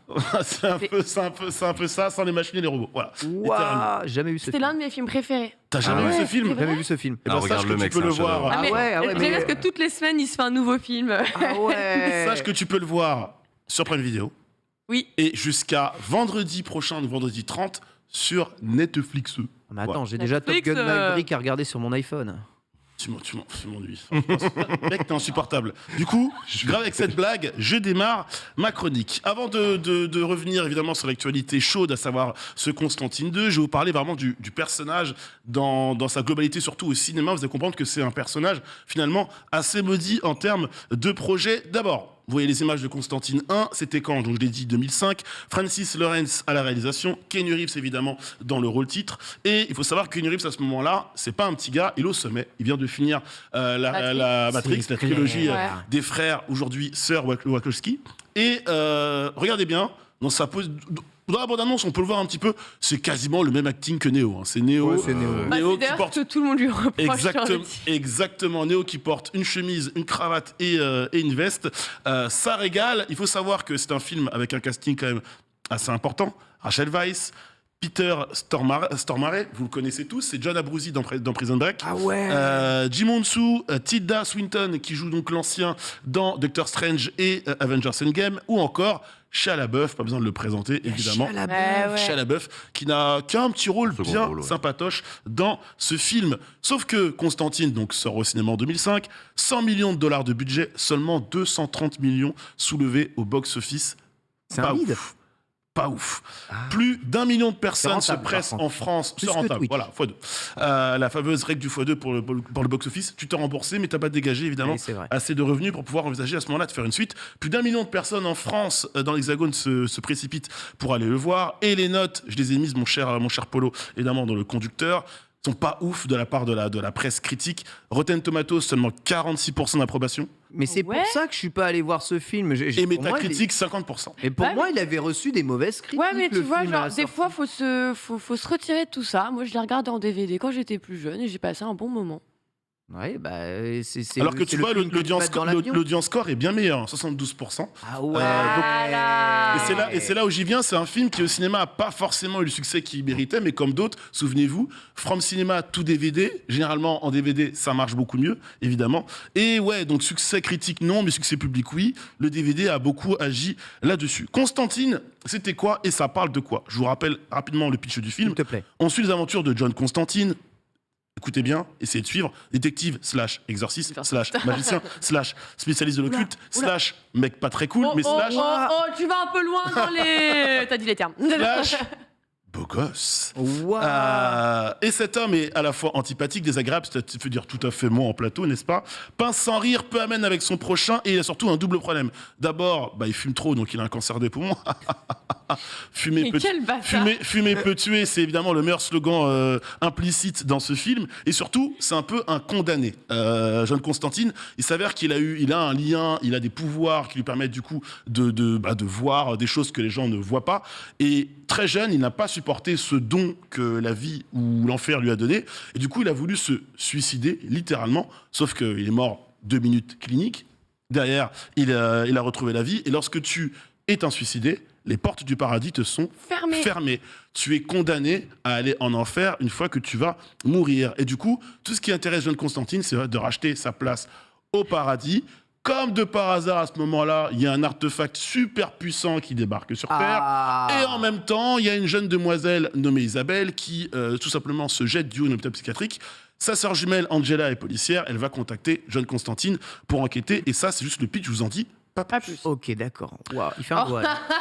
Et cette scène, elle est absolument Exceptionnel. incroyable. Rappel de qui est Constantine. Donc, je vous explique un petit peu le film. Donc, c'est un anti-héros chez DC Comics. Et surtout, chez DC, il y avait une verticale adulte qui s'appelle Vertigo. Mais non. Et Vertigo, pour ceux qui suivent un peu ce qui se passe sur Netflix, il y a une série qui s'appelle The Sandman, qui vient de chez Vertigo. Mais oui. D'ailleurs, il y a un jeu. Vas-y. Et il faut savoir. Je te laisserai sur le jeu. Il faut savoir que sur The Sandman, il y a un lien également avec John Constantine. Pas dans la série, parce que pour une question de droit, mais dans la BD, les deux personnages se rencontrent, il y a un lien. Je vous arrête tout de suite. C'est pas Superman, il n'a pas une force surhumaine, il ne vole pas, il ne court pas comme Flash. Mais c'est quand même l'un des personnages les plus iconiques de la maison d'édition américaine d'ici. Pourquoi? Parce que c'est le magicien rieur, c'est un de ses surnoms. Il est manipulateur, il arrive toujours au bon endroit, au bon moment. Il a une faculté à pouvoir se tirer des pires situations. Il est vraiment drôle, malgré le fait qu'il soit vraiment pince sans rire et qu'il n'en a vraiment rien à foutre de son prochain pendant de très longues minutes. Mais Et en il est réalité, blond. il est blond et surtout, il a un charisme de fou. Il peut évidemment développer et utiliser des sorts, ce qui lui donne, tout un arsenal d'aptitudes assez impressionnantes. Constantine, on l'a vu juste devant avant, Batman, c'est a ouf. eu droit à sa propre série de comics, donc Hellblazer. Il est lié à Swamp Thing qui a eu aussi son passage, si je ne dis pas de bêtises, sur Prime Video en version série. Je ne sais pas tout l'arbre généalogique du personnage, mais en gros, depuis tout jeune, il a été confronté très vite à la magie. Et donc, du coup, c'est ce qui lui permet d'avoir cette passion pour la magie noire et les sciences occultes. Ok, De toute façon, mais c'est du taf la magie, c'est C'est pas du taf. héréditaire. exactement. Et si vous D'accord. voulez savoir, c'est de famille, c'est une lignée de magiciens. En réalité. Ok. Voilà. Il faut savoir que vous pouvez tout retrouver d'Hellblazer chez Urban Comics et que c'est l'une des plus longues et l'une des plus reconnues en termes de j'ai envie de dire, de succès, de série, de Vertigo. Il faut le savoir. D'accord. Pourquoi c'est culte? Alors déjà, je veux juste rappeler qu'il y a une grosse différence évidemment entre le film et le comics. Moi aujourd'hui, je suis pas blond. C'est J'ai vrai. une touillette à la place d'une clope et j'ai pas de cravate. Ouais, Pourtant, on n'a pas autorisé la je suis clope, pardon. peut-être un peu plus proche en termes de look de Constantine que Keanu Reeves. Keanu Reeves, il est brun, il avait une veste. L'autre, il a vraiment une gabardine, quoi. T'es grave là. Bah, excuse-moi, c'est ma chronique, laisse-moi kiffer mon moment. J'avoue, Pourquoi t'es mieux Keanu Reeves, c'est ça que tu voulais nous entendre C'est dire ça. C'est mieux Keanu Quand Reeves en c'est vrai. dit dans la bouche de Jean, je prends des points. Je veux Jean Massier en Constantine. C'est parti. Pourquoi c'est culte? Déjà parce que le perso est construit sur une personnalité célèbre. Cobra, c'est Bébel, Jean-Paul Belmondo. Oui. À votre avis, Constantine, c'est qui? Constantine, c'est. C'est un chanteur. Un chanteur. C'est Blondinet. Phil aussi, hein. Un Oui, chanteur. mais Michael Jackson. non, je suis sûr que Paul il l'aurait trouvé direct, il était en plateau. Sérieux. C'est Sting. C'est qui le chat? Sting. C'est Sting, évidemment. Mais il ressemble pas. Tu à l'avais Sting. pas? Eh ben, Ah, quelle ça me fraude. rassure. Parce que les créateurs simplement de Constantine étaient fans du chanteur. Il faut savoir que le look du personnage Ok. est assumé. Il est anglais, il est né à Liverpool, il Ah enquête ouais. à Londres Ah ouais. et il sillonne toute Ok. l'Angleterre. D'ailleurs, Sting écrira la préface du livre John Constantine, Hellblazer, célébration de 30e anniversaire, pour faire le lien entre le perso qu'il a évidemment Vas-y, let's go. inspiré.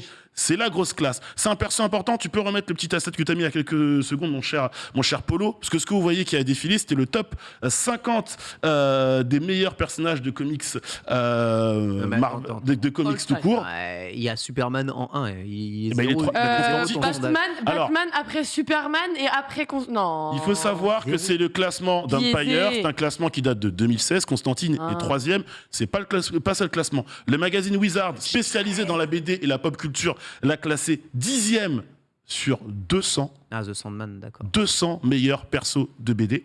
Il faut savoir que IGN, dans un classement similaire, l'a classé 29e sur 100 des 100 meilleurs personnages Ok. de BD. Donc c'est un personnage important. Ensuite, c'est un perso qui est lié à la Justice League Dark. Je vous invite évidemment j'aurai pas le temps dans Il est cette chronique tellement haut dans la tier list, c'est de vous abusé. expliquer tout ça parce que c'est un personnage en fait qui a rencontré tous les autres personnages d'ici sans être forcément lié de près ou de loin à eux et c'est assez fantastique. Pareil, donc j'ai expliqué, il est lié au personnage, au héros Sandman, une série qui cartonne évidemment sur Netflix. Et surtout, et c'est là où on en vient, surtout le pourquoi de cette chronique, et pourquoi cette suite met autant de hype et d'intérêt aujourd'hui, parce qu'il y a eu une vraie poisse en vrai. C'est un personnage body dans la BD, c'est un personnage body en termes d'entertainment et de télévision et de cinéma. D'abord, il faut savoir qu'il y avait une série télé qui avait été diffusée Ah, ils en avec parlent beaucoup l'acteur dans le chat, Matt là. Ryan, hein, donc lui qui avait vraiment le look typique du comics. Ce qui est intéressant, c'est que l'acteur, c'est lui qui doublait John Constantine dans les films d'animation. Donc déjà, Ok. ils n'ont pas pris quelqu'un d'absolument inconnu, quelqu'un qui est déjà un petit peu habité par le personnage. Cette série, le seul problème, c'est que c'est un flop, un four, une cata. Ça sent pas très bon, Moret. Puisqu'au bout de 13 épisodes, la série est annulée. Oh, c'est Alors dur. qu'une fois de plus, les fans étaient OK. Donc Ouais, ça, j'allais plutôt demander, succès critique, les gens disaient ouais c'est cool etc machin, on aime bien Constantine. Je parle dans la globalité, hein. Peut-être que les gens dans le chat vont dire ouais non c'est pas ouf, mais par contre la presse était vraiment pas fan, ils ont juste reconnu ouais pour une fois la Constantine a le vrai look de la BD. Autre chose, il a été repêché dans le Arrowverse puisqu'il débarque dans la série Legends of Tomorrow. Et là, je parle de série maudit encore. Il arrive dans la saison 3, il passe récurrent dans la saison 4, il disparaît dans la saison 6. Une saison après, d'ici Legends of Tomorrow, clic, c'est fini. Bye. Il y avait un projet de reboot avec J.J. Abrams, Monsieur Star Trek, et sa société de production Bad Robots, avec un acteur d'ailleurs qui était identifié, à savoir Sopé Dirisu, donc un acteur noir qui a incarné Constantine. Et bah du coup, le projet a été reboot. Alors que ça devait arriver sur HBO Max parce qu'il y a ce fameux projet de film, du coup, Ouah. qui arrive. Mais qui a les droits exactement Ouah, bah c'est Warner, c'est Warner et Warner. DC. Warner. C'est Ouais. Warner et DC. Ok. Qu'est-ce qu'on sait de cette suite? Déjà, même réal, Francis Lawrence. Ok. Donc en vrai, on se dit, c'est le réal du premier, sur le deuxième. Réal du premier. 17 ans après, pourquoi pas? Keanu Reeves, évidemment, de nouveau dans le rôle titre. Est-ce qu'il se Bien coupera les sûr. cheveux? C'est mieux. Est-ce qu'on C'est aura un grand droit- blond. Et rappelez que la temporalité est la même. John Wick, au moment de Constantine, sort de Matrix. Matrix, c'est un carton. Constantine marche pas trop. Voilà. Là, John Wick est un carton. Voilà. Ouais. Parce que je vais recommencer. À l'époque de Constantine, il sort de Matrix. Matrix, c'est un carton. Ouais. Et Constantine marche pas trop. Ouais. John Wick est un carton. Ouais. On attend avec impatience le prochain. Est-ce que ce Constantine 2 surfera sur le script John Wick? À voir. Donc c'est pour ça que je lui dis vraiment. Il fait trop de films Keanu en ce moment, non? C'est Il est bankable. le monsieur pop culture. Je vois dans le chat, on me demande ce qu'il y aura Shia LaBeouf. Pour l'instant, pas d'autres infos en termes de casting, on sait juste qu'il y aura Keanu Reeves. Scénariste différent, Akiva Goldsman, ça ne vous parle pas, sachez que c'est une personne qui a bossé sur iRobot, je suis une légende, Da Vinci Code et qui était oscarisé pour Un homme d'exception. On se dit, Ça bosse. c'est peut-être pas un tocard qui est là. Allez. Ça bosse. Keanu Reeves a toujours milité pour cette suite très tôt, Ah ouais. même quand ça allait pas fort pour lui. Et une fois Il a souvent dit qu'il voulait une suite. voilà. Et l'année dernière, il a vraiment exprimé, ouais, j'aimerais bien faire Constantine 2, les gars. Est-ce qu'il est producteur du coup du film? Je pense que là, maintenant, il a les moyens de poser ses coronets et de se dire je mets de l'argent, je suis producteur, Ok. on va pas faire de la merde. Surtout si on décide de revenir 17 ans après, c'est bizarre le timing quand Marvel Studios le drague de près ou de loin. Voilà. Et du coup, les fans qui se posent la question waouh, Constantine, on a kiffé, mais 17 ans après. Est-ce que ça vaut vraiment le coup? Alors, en vrai, je t'ai mis un lien, mon cher Polo, mais il y a un tweet qu'on peut pas diffuser.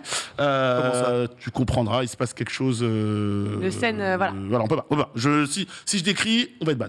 Mais tout ça pour dire que il y a une vague de fans qui est très content, en mode comme moi, Constantine, j'en veux encore.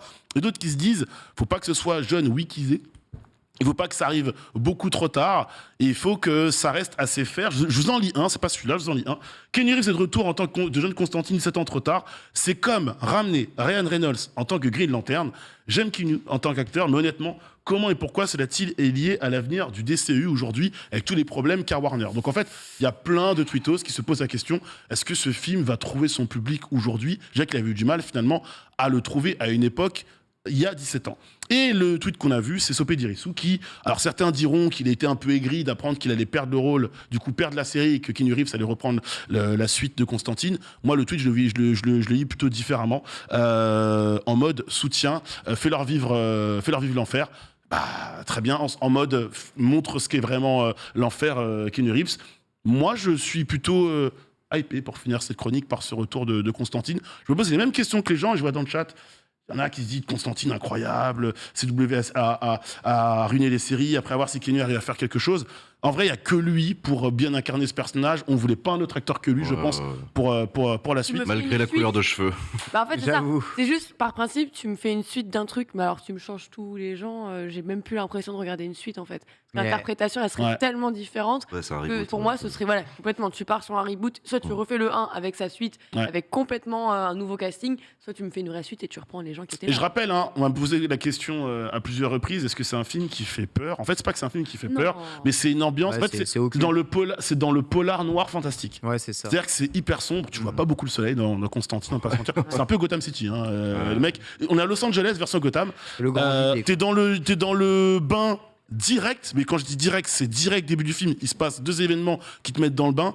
Donc voilà, et pour Shia LaBeouf, je peux répondre. Souvenez-vous du film, vous aurez la réponse, savoir si vous Très pouvez bien. tout de suite ou pas. Saucé ou pas, Jean? Oui, saucé, à titre purement personnel, je me suis absolument posé aucune de ces questions. Moi, j'ai bien aimé le premier, je Voilà. l'ai regardé plusieurs fois. Et donc le 2, je vais le regarder. Et comme je suis un Yankee, je vais bien l'aimer. Let's go, voilà. Eh bien, écoutez, Et toi, regarde le premier, toi. le yanklisme. En vrai, ouais, tu m'as bien, T'es bien rendu. tu m'as bien donné envie. C'est mon travail. Donc voilà, qui sait. À défaut de fumer, je prends la clé. S'il est pas trop cher sur les plateformes. Ah non, c'est vrai que Mais sur Prime, c'est vrai qu'il est sur Prime. Tu les- Après, ouais, mais Ouais, mais la en qualité direct. quoi? Elle est en bonne qualité. c'est bon, Bah, T'es bah, sûr de mais ça? oui. C'est un film de 2005, de toute façon, arrête de. Ah, voilà. Attention, parce que moi, la qualité, c'est super important. Ah, les shitpots. Merci Nanix. On va enchaîner Des nada. avec la Select, bien entendu, et le récapitulatif de l'actualité aujourd'hui avec Lox. Il est 13h03. C'est parti.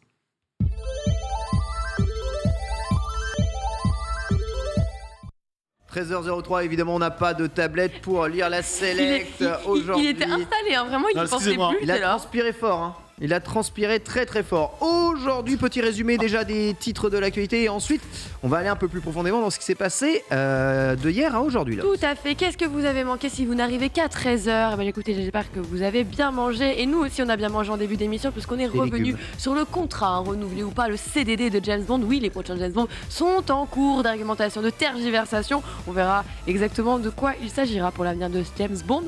On a enchaîné par la suite avec une autre actualité complètement différente. On est revenu dans l'univers du jeu vidéo et des consoles plus particulièrement avec une console lancée par Logitech et Tencent qui sera et fonctionnera uniquement grâce au cloud. Et pour terminer avec nos revues de presse, on est revenu sur les nouvelles règles qui régissent actuellement Twitch et qui vont arriver très prochainement. Quel sera l'avenir de vos streamers préférés? Où vont partir tout cet argent? Comment devenir rentable pour la plateforme tout comme pour les streamers? Eh bien écoutez, on a fait le tour de la question en début d'émission, mais tout de suite on va s'intéresser à l'autre select, les autres brèves, et on vous les avait teasés là aussi en début d'émission. On a eu des images, des prototypes, du gameplay en alpha. C'est quand même assez rare qu'on ait accès à ces images-là. Et c'est vrai que c'est exactement ce dont il était question lors des leaks de GTA 6 pour le coup. Des images qui ont fait froid dans le dos à certains joueurs qui visiblement ne connaissaient pas les étapes de développement des jeux vidéo, qui ont découvert ça un petit peu sur le tard et qui ont eu donc bien sûr des overréactions. En fait, c'est juste des réactions sur Twitter puisque Twitter c'est assez sombre puisque tout le monde a activé le mode de toute façon, donc ça va de pair évidemment. Et là pour le coup, on s'est retrouvé. J'ai repris confiance en Twitter. Ah bon Depuis Ah le oui tweet sur Lord of the Ring, je comprends qu'il y a quand même des gens, ça comprend le second degré un tout petit peu plus. Tu vois, il y a des gens qui sont quand même dans l'humour des choses. Je veux dire une touche d'espoir. Mais des fois, certains tweets ultra trollesques me font reprendre espoir en Non, mais c'est l'humanité. drôle. Oui, des fois, il y a des choses très drôles. On aime quand même Twitter, évidemment. On les embrasse au passage. Mais on va revenir sur ce qui nous intéresse. Bisous, bisous. Faut que j'arrête avec ça parce que vraiment, je lance trop de bisous en ce moment. C'est terrible.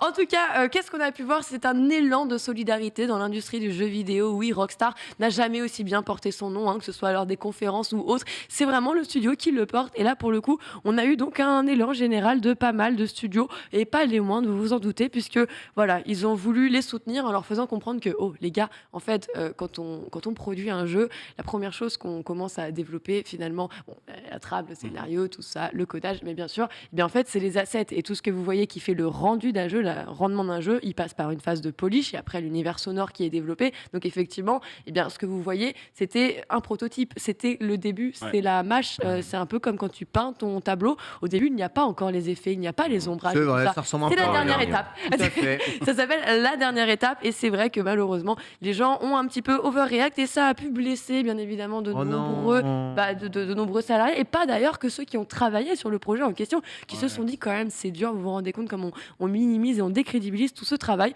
Et donc par un élan de solidarité, eh bien écoutez, on a des images d'Uncharted qui sont tombées, on a pu voir justement à quoi ça pouvait ressembler dans ces phases de pré-production. C'est-à-dire que pour le moment, on essaye juste de se focus sur Il est pourri, le jeu. Ça a Ouais, changé. c'est de la merde. C'est Le jeu nul. vidéo, il a changé. Hein. Ça a changé Grosse Minecraft. merde. Hein, c'est incroyable.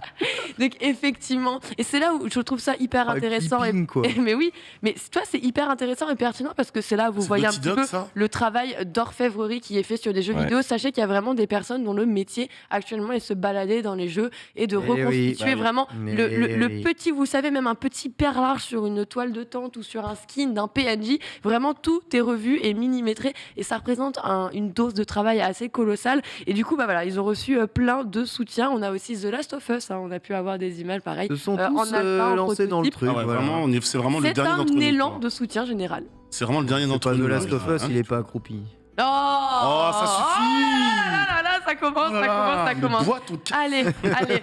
Est-ce que vous avez vu du côté de Santa Monica et des God of War, hein, on le rappelle, le GOTY de 2018? Et ben là aussi, on a eu le droit à voir quelques images Ah ouais aussi Ah ouais, de je veux sa voir ça. version en alpha. C'est parti, on Le, regarde ça en le image. vieil anneau, là Le vieux Kratos, ouais. Ah non, God of War, Mais le oui. DLC prototype. Eh oui. Incroyable. Un bon peu. Ouais, Voilà voilà. à quoi ça a pu ressembler à un moment. Moi personnellement, je me régale dès qu'on arrive à avoir la main sur. C'est ce qu'on disait la dernière fois. C'est comme les prototypes du développement du Steam Deck avec Valve qui nous ont été mis en exergue et c'est quand même assez rare d'avoir toutes ces images. Et ben ça fait plaisir, voilà, de se rendre compte un petit peu de la dure et parfois même triste réalité des choses. C'est un que long tout tourne travail. sur Switch en fait. C'est que tout tourne sur Switch et développé sur Switch à la base. C'est Ça va même plus loin. C'est toujours plus beau que Arceus, mon cher Ça. Ken. Hein. Oh, on gagne le ragdoll. En tout cas, on peut continuer comme ça. C'est une belle évolution. On a eu d'autres images. Alors, d'autres titres peut-être que vous aviez moins appréciés. En tout cas, nous, on les a adorés tout de même. On a eu Control aussi. Ah ouais, Control, bien Qui sûr. nous a montré ce à quoi ça pouvait Ah ouais. ressembler. Effectivement, le bureau est assez gris. Tout est assez gris. Et on ne joue pas à gris là. Non, on est bien sur un beau prototype. Mais c'est hyper intéressant parce que voilà, c'est quand même des phases de production majeures sur les titres. Peu importe que ce soit des gros AAA ou vraiment un jeu indé, c'est les mêmes étapes Ouais, pour tout c'est le monde. le C'est petit, important. c'est le petit les jeux vidéo aujourd'hui. Et moi, je vous ai rajouté un jeu dans la liste parce que c'est un de mes jeux préférés. La Cooper. Sea of... Non, mais... Non. Sea of Thieves Ah ouais, Ah Sea of ouais, Thieves, ah vas-y, ouais, montre. ça va quoi leur lead Sea of Thieves D'accord. Vous avez reconnu, c'est des tic-tac. On dirait des filoutubes aussi dans un J'avoue. monde. Si C'est génial. filoutubes, mais ouais, voilà. Oh, l'eau, C'est rare de rare. Ils étaient doués pour faire des jeux 64 rares. Voilà, en tout cas, c'est trop bien de pouvoir avoir accès. Donc, déjà, c'est une belle chose dans un premier temps d'avoir un élan de solidarité pareil envers Bizarrement, tu l'as les que pour studios. GTA. Hein. Quand les autres Mais se d'où font le fait que pirater, t'as pas d'élan de c'est solidarité. Moi, je dis ça, je dis Rockstar, rien. Rockstar Cyberpunk porte parfaitement Voilà. son nom dans l'industrie. Ouais. Rockstar, en fait. Il n'y a que pour les Rockstar qu'on va aller, tu vois. Mais pour ça que quand on a Capcom qui a tout eu en ligne, quand les autres ont eu... Bizarre, on n'a pas Quand, vu... quand Cyberpunk était buggé à l'infini, j'ai vu personne Tu veux mettre dire des qu'il y a- vidéos de tous les bugs dans leur jeu. À Je la veux dire sortie. qu'il y a un studio qui fait peut-être unanimité, puis que les autres. Quoi Et qu'il y aurait. Ça Moi- s'entendrait pas entre les studios. Moi, top, je top, dis- top. Rien du tout. Bizarre. Moi, je dis rien du tout. Je suis suis un pute. passe-plat. Ok. Je suis un passe-plat, je vous transmets les infos. Voilà. Allez, d'ailleurs, c'est le moment de passer à l'autre information maintenant. Non, s'il vous plaît. Allez, Ça allez. suffit. Ah, Polo. On arrête ça tout de suite. Polo, maintenant. on range le sel. Hein. Il est 13h10, le sel, il est Oh là plus là. à table. C'est terminé. On a voulu mettre la sauce comme ça. Oh, qu'ils sont méchants. Allez, on va continuer avec de l'actualité qui va pas nous faire sourire. Là, pour le coup, la solidarité est un peu plus compliquée. Mais voilà, 2K Games victime d'une nouvelle attaque. Malheureusement, oui, malgré le nombreux soutiens qu'on a pu voir actuellement. Ils doivent déjà faire face à une nouvelle attaque. Ça a eu lieu dans la nuit, justement. On a eu le compte. Ouais, non, en vrai, c'est là, c'est. En vrai, non, c'est pas que c'est que une passoire ces jeux parce que regarde, From Software, n'importe qui, tout le monde est à câble. Tout le monde est à câble. On l'a traité encore la semaine dernière avec Cyber Defense de Orange, qui bien eux sûr, aussi mais se font un- complètement Ouais, hacker ouais, de ouais. tout. C'est comme ça. Je te rappelle que tu t'es fait hacker ton compte Instagram, Ken. Ah, mais C'est possible. Toi-même. parfois, c'est des jeunes de 17 ans dans leur chambre. Excuse-moi, c'est cliché, mais c'est limite ça. Après- On n'est plus sur des braqueurs ultra organisés de syndicats du crime, là. Après, je trouve ça, que ça pose des questions si on a choisi le bon modèle. tu sais, de c'est société. comme le principe de la loi en fait. Toute loi a sa contre-loi. En fait. Ah oui, C'est- oui, il y tout a est des un failles, il y a petit des peu failles. construit, ouais. voilà. Mm. C'est chaque loi s'annule entre elles. Il existe toujours une loi pour aller annihiler une autre, et c'est un petit peu la même avec les codes. Donc Les gens ont peur. effectivement, c'est un petit peu compliqué. Et du coup, alors dans la nuit, on a Appelez le Constantine. support, le compte Twitter support de l'éditeur qui donc a fait paraître un communiqué nous faisant part d'une nouvelle intrusion et bien sûr avec un message d'avertissement puisqu'effectivement cette fois-ci, il semblerait que ce soit un petit peu plus critique ce qu'on a pu voir dimanche. Alors visiblement, il n'y a pas de fuite concernant les jeux parce que la plateforme, par contre, c'est plus voilà au niveau des informations infos des clients, gens. d'assistance Ouais, aux clients essentiel. qui a été directement impacté. Donc voilà, ils ont pris la peine d'aller contacter des milliers de joueurs, vous vous en doutez, hein, puisque ils ont énormément de joueurs dans le panel. Bah Et ouais. les joueurs donc, sont directement cette fois-ci impactés par cette attaque qui ne concernera pas le développement des jeux évidemment. Il y a des C'est un mails peu- en vrai, officiels frauduleux en fait qui ont été envoyés afin de tromper justement les destinataires. Tellement imbloquable, ça. Compliqué et le but bien sûr vous en Et c'est doutez relou. c'était d'obtenir vos informations personnelles ou de l'argent évidemment parce que la moula ça intéresse tout le monde. C'est chiant. Allez, on repart sur quelque chose qui va nous faire un Ouais, petit, un les petit sourires. rictus. Allez, Ouais, les sourires. allez, les Les sourires, une zygomatiques, bonne c'est nouvelle. parti, c'est maintenant. Vente Et de oui, PS5. l'État, alors je sais pas si vous avez réussi à mettre la main sur cette précieuse denrée T'as pas de PS5 désormais. Non, Jean j'attends que l'État m'en livre une. Ah. Eh bien écoute Jean, c'est ton moment. Si tu aimes les enchères, ça va être prochainement que Faute ça de va. session à l'Assemblée, une petite partie de Sackboy. Eh oui, quand l'hémicycle est vide, sachez qu'ils sont là-bas. Et oui, malgré la rareté de la console, écoutez, il arrive régulièrement que le gouvernement récupère des biens lors de nombreuses saisies. Alors des biens, vous vous doutez, ne concernent pas que les jeux vidéo. Vous pouvez trouver énorme. des bijoux, des cartes Pokémon, des Porsche. Enfin voilà. Des Porsche sympa. Des Porsche Ouais, il y a Ouais, des ouais. Porsche là qui vont être à Les vendre. voitures de sport. ouais. Écoute, si tu veux faire l'acquisition d'une Porsche, c'est peut-être lors Je sais de qu'il y a ces- des ventes aux enchères un peu Oui, de privées. ces objets trouvés. C'est ça, tu as les ventes de peut faire box, de ça veut dire que bons- tu achètes des box de aux bons enchères plans. où tu sais même pas ce qu'il y a à l'intérieur. Enfin, il y a de tout Il y a des désormais. vélos parce qu'on en vole beaucoup des vélos, ils doivent en retrouver quand même de temps en temps. Ah ça, Oh là là. je suis pas sûre qu'on les retrouve en vente aux enchères. C'est une bonne Pas de question. normes. ouais. Ah, puis bizarrement, Et- les Porsche on les retrouve, les PS5 on les retrouve, Toi, mais les vélos on les retrouve jamais. les vélos hein. plutôt dans les box là, tu vois, genre Ouais. les box fermées qui sont Ouais, saisis les au box de final. stockage, ouais, C'est c'est grave. scandaleux. En tout cas, alors qu'est-ce qui s'est passé? Donc on a eu des saisies qui ont donné lieu à des recouvrements de biens et comme vous le disiez, donc on a tout type de biens qui sont concernés et du coup qu'est-ce qui se passe au bout d'un moment? C'est qu'on revend donc tous ces biens lors de vente aux enchères et du coup il y a un organisme qui est dédié à ça, c'est l'Agrasc, agence de gestion de recouvrement et des avoirs saisis et confisqués, qui organise donc cette grande vente aux enchères qui aura lieu à Lyon et à Marseille via la maison Drouot. Donc ce sera le 4 et le 5 octobre prochain. Et donc il est question effectivement de PlayStation 5. On en a retrouvé deux de PlayStation 5, pour être tout à fait précis d'ailleurs, avec un pack DualSense avec 2 manettes, Marvel, Spider-Man, Oh. Miles Morales et Watch Dogs Legion. mais Ça part, ça Ah part oui, dé- d'accord. déjà, Eh. ça part à 1000 balles minimum. Ça. Alors, justement, on rappelle le principe des ventes aux enchères, c'est que le prix va monter progressivement en fonction des acquéreurs qui souhaiteraient avoir la Ouais. main sur le bien. Et justement, on a un prix de départ pour ces deux consoles, 400 € pour l'une et 450 € pour la seconde. Donc, Prix de qui, on départ, rappelle, ouais. contient tout de Oh, même ouais. 2 jeux et 2 DualSense. Prix de Non, mais il y a départ. 6 jeux, il y a 6 jeux sur l'une, sur l'autre. Prix de départ. Ouais, c'est Ouais, sûr, ça- il est- ça Ouais, fait ça 1000 part. balles, quoi. Eh, ça part, hein. C'est qu'il y a un mec qui est en tôle qui a vu sa PS5 saisie, qui voit ça, qui est en mode mec. C'est J'avais même pas fini ma Morales, C'est l'État quoi. qui joue le rôle de scammer. Ça veut plus rien dire. L'État essaye de se racheter, peut-être, on ne sait pas. C'est de En tout cas, l'occasion. c'est une belle occasion, on espère. On va essayer de garder un œil dessus parce que je vais être, je suis très curieuse de voir à combien, combien elle va justement se partir. terminera Ouais, ouais, non, mais je suis cette comme toi, enchère. moi, je suis curieux. Je vais observer ça, suivre de très près et on vous fera bien évidemment une update ici sur Starter. Il n'y a pas de stock de PS5 à la Banque de France, alors donc. Ça... Mm. Oh Juste mince D'ailleurs, qui a profité de la journée du patrimoine un petit peu là, visiter la Banque de France ou pas C'était du tout. quand C'était quand Non, moi j'ai Là, visité c'était terminé Webedia. dimanche. Ok, pas du tout. J'ai plein de mes abonnés qui en ont profité pour visiter plein de trucs et c'est très cool. Ouais. J'en ai pas profité, moi. Ah mais moi non plus, je suis trop bête. Bah ouais. Écoutez, on se rattrapera en 2023, c'est pas grave. Allez, on va enchaîner sur d'autres actualités. On va rester d'ailleurs toujours dans cet écosystème PlayStation jusqu'à la prochaine news. Oui, je sais. Ils sont en train de monopoliser un petit peu les actualités, mais nous, on les suit, on n'a pas le choix. Et cette fois-ci, on va s'intéresser plutôt au pan VR de Sony, puisque oui, on en a déjà évoqué le sujet lundi, PSVR 2, en se disant, quand même, c'est triste sur le marché de la VR, qui, on le rappelle, est tout de même une niche. Malheureusement, c'est cool de voir PlayStation arriver avec un bon casque assez pertinent et des titres intéressants qui seront développés par la suite. Le problème, c'est cette notion d'exclusivité sur les consoles, là où on est quand même sur un marché assez difficile, où c'est dur justement d'aller faire décoller. Et ils se sont d'ailleurs exprimés sur Oculus Quest et le marché de l'indé. Ouais. C'est Shuhei Yoshida ouais. qui donc est à la tête de la section Independent Developer Initiative. Vous avez compris, c'est tout ce qui concernera le développement des titres indés sur PlayStation, qui donc a répondu à quelques questions. Vous vous doutez, il est particulièrement concerné par la question de la réalité virtuelle. Il a dit « Le marché de la réalité virtuelle est petit. Ah ouais No shit. Ah ouais Really Réponse bien japonaise. c'est ça. Ouais. Mais, et c'est là où c'est intéressant à peu près, mais il continue de croître grâce à Meta, on le rappelle, Facebook, qui a racheté Oculus au cours de ces dernières années et qui a fait donc un excellent travail de promotion avec le casque Quest. Donc il y a plus de gens qui désormais essayent la VR pour la première fois.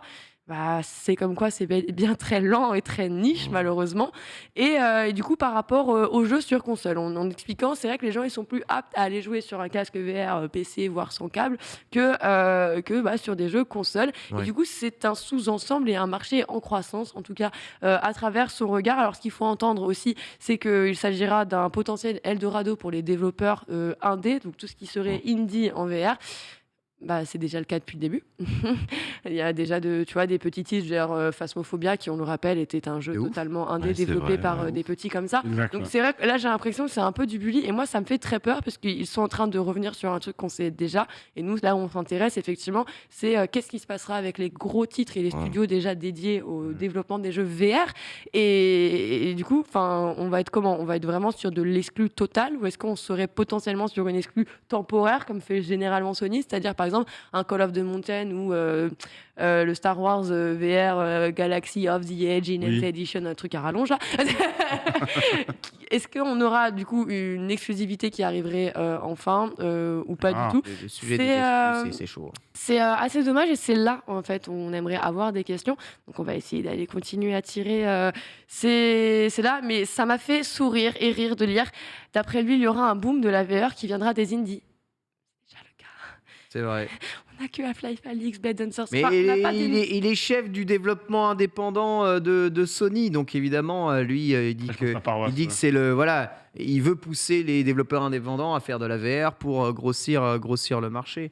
Et les ce gens qui- veulent des gros jeux. Exactement. Et ce qu'il raconte là, c'est la même chose que Volkswagen raconte quand il parle de Tesla. Merci Tesla d'avoir fait des voitures électriques. Voilà, Comme voilà. ça, on habitue le marché et nous, on en vend aussi. C'est un peu, ouais. Je ne sais pas où ils veulent aller, mais précise encore que c'est une niche. Et des exclusivités d'une niche, c'est toujours, eh bien, un peu dommage. un peu compliqué. Je sais pas après si vous, le PSVR 2 vous a un petit peu déjà tapé dans l'œil. J'ai toujours pas testé, moi. Moi, j'attends. Sans l'avoir testé, mais juste connaît de pas voir le un prix. petit peu le catalogue, bah, tu sais que ce sera 500, pas plus de 500 Franchement, euros. c'est le 500 prix balles, promo. 500 balles pour un casque lié à une PlayStation Ça, qui en plus déjà, pour toi, est c'est le dans vrai un frein. câble, qui en D'accord. plus a des jeux exclusifs qu'il faut payer. Moi, Et c'est auquel niet, cas, nada, justement, que tu dalle. vois un jeu exclu PSVR au début. Est-ce que par la suite, en te disant ça arriverait sur un autre Enfin, écosystème, pour moi, ça pourrait être, les casques VR de console, c'est juste des merdes qui prennent Justement, la poussière. pas Donc, console. je- pas console. Là, je te parle vraiment du MetaQuest. Ouais, le Quest, ou en vrai, autre. MetaQuest déjà un peu plus, un casque un peu plus indépendant que je peux brancher sur mon PC éventuellement, ça m'attire un peu plus. Mais je sais qu'il va prendre la poussière, le truc. Jamais je l'utiliserai comme dans un métavers ou quoi que ce soit. Pas encore maintenant. Trop tôt et trop de motion sickness. Voilà. Peut-être toi, t'es en mode full VR. Non, pas du tout. Voilà, tu vois. Mais j'étais le premier à acheter l'Oculus Rift au moment où il était sorti, la Ah, première quand même. version. Il y a à Ah l'époque, ouais. Je voulais tester, je voulais voir, et il y avait rien dessus. Et du coup, Là, ouais, je suis là, d'accord. je l'ai remisé dans Mais je dans connais- un tiroir, et voilà. depuis, il est vraiment pourri. Enfin, il C'est est chiant. vraiment C'est vrai moche. que je connais déjà des gens qui en ont acheté qui les ont déjà revendus. Bon, allez, on va Ouais, rester dernière news de Sony. Après, on se débarrasse, les gars, c'est parti. Oui, départ de l'ancien président de Sony de chez Tencent. C'était quand même assez précédent de préciser que, bah ouais, on a quand même des départs. Sean Layden, Sean ancien Layden. président Bah de ouais. Sony Américain. Alors, on le rappelle tout de même, il a quitté le navire il y a un Il y a bon moment, longtemps, c'était il y a en longtemps, septembre il y a longtemps, 2019. bah On l'avait traité Placé à par Jim l'époque. Ryan, Tout à fait. A été du Le- coup le embauché Jim. par Tencent le légendaire. au poste de conseiller. D'ailleurs, c'est via son compte LinkedIn qu'on a pu voir un message déclarant qu'il était ravi, bien évidemment, de cette nouvelle prise de poste. Son objectif, on s'en doute, ce sera d'aller conseiller et d'assister toutes les équipes de Tencent pour aller approfondir les activités et tout ce qui concernera les engagements au sein de l'industrie du jeu vidéo. Bon, il reprend un petit peu ce qu'il faisait chez Sony, version chez Tencent. C'est juste c'est un ouf. changement de localisation. Sauf de voir toutes ces pontes du jeu vidéo arriver chez Tencent ou chez NetEase, etc. Ouais. Des gros Ah, studios de c'est développement des japonais chez mastodontes, NetEase. c'est des Ouais. géants aujourd'hui et du coup, Ouais, on va là aujourd'hui, on voit leur vision du jeu vidéo. Ouais. En tout cas, on aimait beaucoup. Personnalité très appréciée. En tout cas, on avait plus de... Bon, après, Jim Ryan, il n'est pas depuis non plus si longtemps que ça, mais j'ai l'impression qu'il n'a pas du tout la même image. Écoute, c'était, Les goûts, les couleurs. ça restait une image quand même de la PlayStation. Voilà. Oui, voilà. On enchaîne avec une date de sortie pour Assassin's Creed Mirage. Alors attention, on Déjà. a encore une fois une information à prendre avec des pincettes, puisque ce n'est pas une publication officielle de la part d'Ubisoft, même si c'est une information qui émane directement de son site, puisque voilà, pour le moment on n'avait qu'une fenêtre de sortie 2023. Bon, Ouais. c'est assez large, hein, on peut nager au cours de 12 mois là-dedans, tu vois. Ça peut, voilà. Mais justement, sur l'Ubisoft Store, vous avez la possibilité, on le rappelle, de passer et de précommander Yes. votre jeu. Et c'est justement là qu'il y a une mention qui indique Allez. une date un peu plus précise concernant la sortie du titre, puisqu'il est question d'une date de livraison estimée au 15 mai. Donc on peut déjà Ok.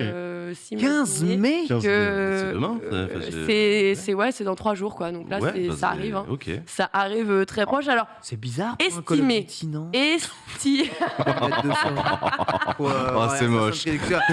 J'ai contrepété, pardon, excusez-moi, ma langue a fourché. C'est Call of Duty Assassin's Ça faut Creed. arrêter, monsieur. Oui, pardon. Ça va finir par se voir. Et sans comprendre. Commencer par le vrai. Excusez-moi, produit culturel français. Oui, On les totalement. confond C'est- tous, hein. Astérix Oui. C'est Non, mais ça sort pas en mai, les, C'est Prince of les Persia, assassins. monsieur. Bah, c'est pour ça que c'est bizarre et Bah ouais, c'est chelou. estimé. Estimé. Et pour moi, quand c'est une estimation, c'est. Dans le meilleur des cas, ça sortirait là. Bah non, c'est pas dit. Hein. Genre, en tout cas, c'est une mention qui a surpris énormément de personnes.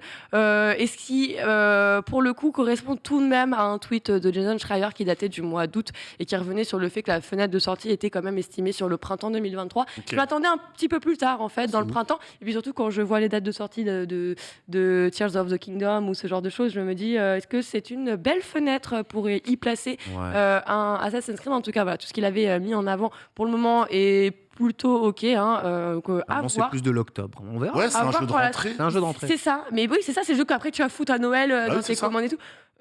On verra. En tout cas, keep in touch. Genre, In j'ai touch. pas d'autres mots. Keep in touch aussi pour un des jeux les moins entendus de l'histoire des jeux d'ici, Gotham Knights. Doucement. C'est vrai. C'est vrai. Je m'arrête. En fait, on l'attendait jusqu'à ce qu'on le voit un peu C'est trop. un Quoi. constat, le jeu n'est pas attendu du tout. On l'a pas eu en main. Laissons-le. Mais c'est s'exprimer. d'autant plus grave que le jeu il sort en fait. Bah écoutez, de toute façon là ce sera pas véritablement une question de sortie du jeu, c'est plus si vous Oui. aimez les assets, si vous aimez l'ADN de Gotham City et surtout si vous aimez de Bat-Seekers. Sachez que oui, le salon de l'automobile sera bien donc de retour à Paris, porte de Versailles, le 18 octobre jusqu'au 23 et c'est dans le hall 3 justement, hall qu'on connaît particulièrement nous les gamers, que vous allez pouvoir donc aller découvrir le véhicule, hein, la fameuse moto qu'on utilisera donc dans Gotham Knights là aussi. Nos 4 super-héros, on le rappelle, hein, Batgirl, Robin, Nightwing et Red Hood vont utiliser ce fameux engin motorisé qui donc a été reproduit en format ouais. grandeur nature et donc sera révélé qui aux roule yeux du monde. Bah oui, j'espère bien qu'il roule. Hein. Allez, Moi, allez. j'espère bien rentrer chez moi avec déjà.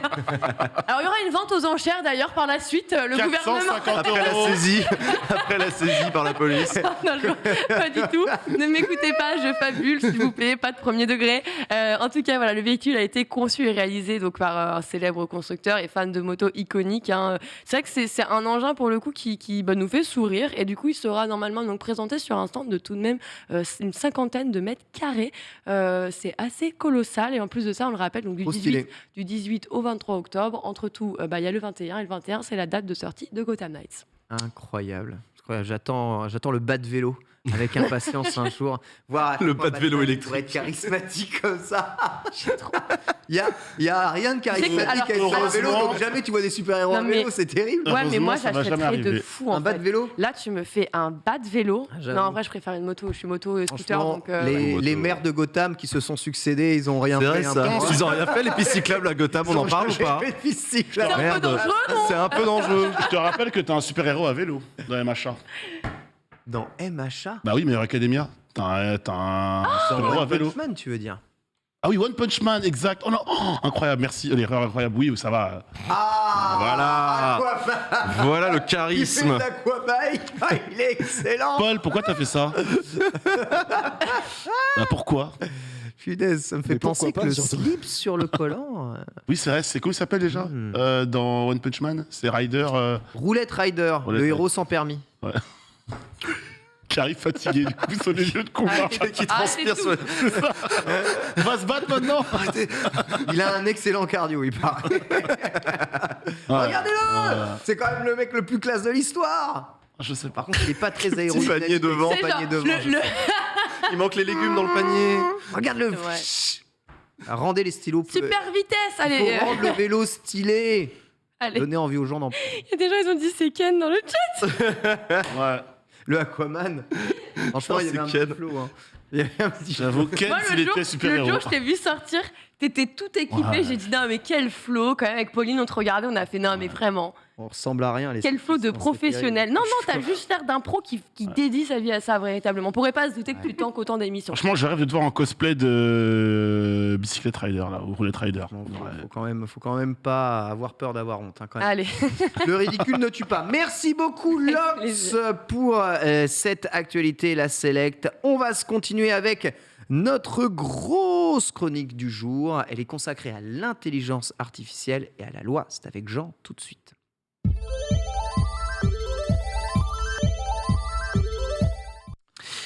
Et oui, Jean. Et oui, absolument, je voudrais vous parler d'intelligence artificielle aujourd'hui. On en parle beaucoup, il y a beaucoup d'encre qui coule sur ce sujet. Est-ce que vous êtes capable autour du plateau là, d'imaginer une intelligence artificielle qui pourrait rendre service à la société, à l'humanité? Ah ouais. Qu'est-ce que vous imaginez? Qu'est-ce que vous pourriez me dire? Un président de la République Ouais, il y avait eu un poisson d'avril qui avait Mhm. été fait par un journal Mhm. là-dessus, sur me demande Excellent. un logiciel, un me algorithme demande pour prendre si, des décisions. Les décisions prises par un outil qui serait 100% logique et pour le bien De l'humanité.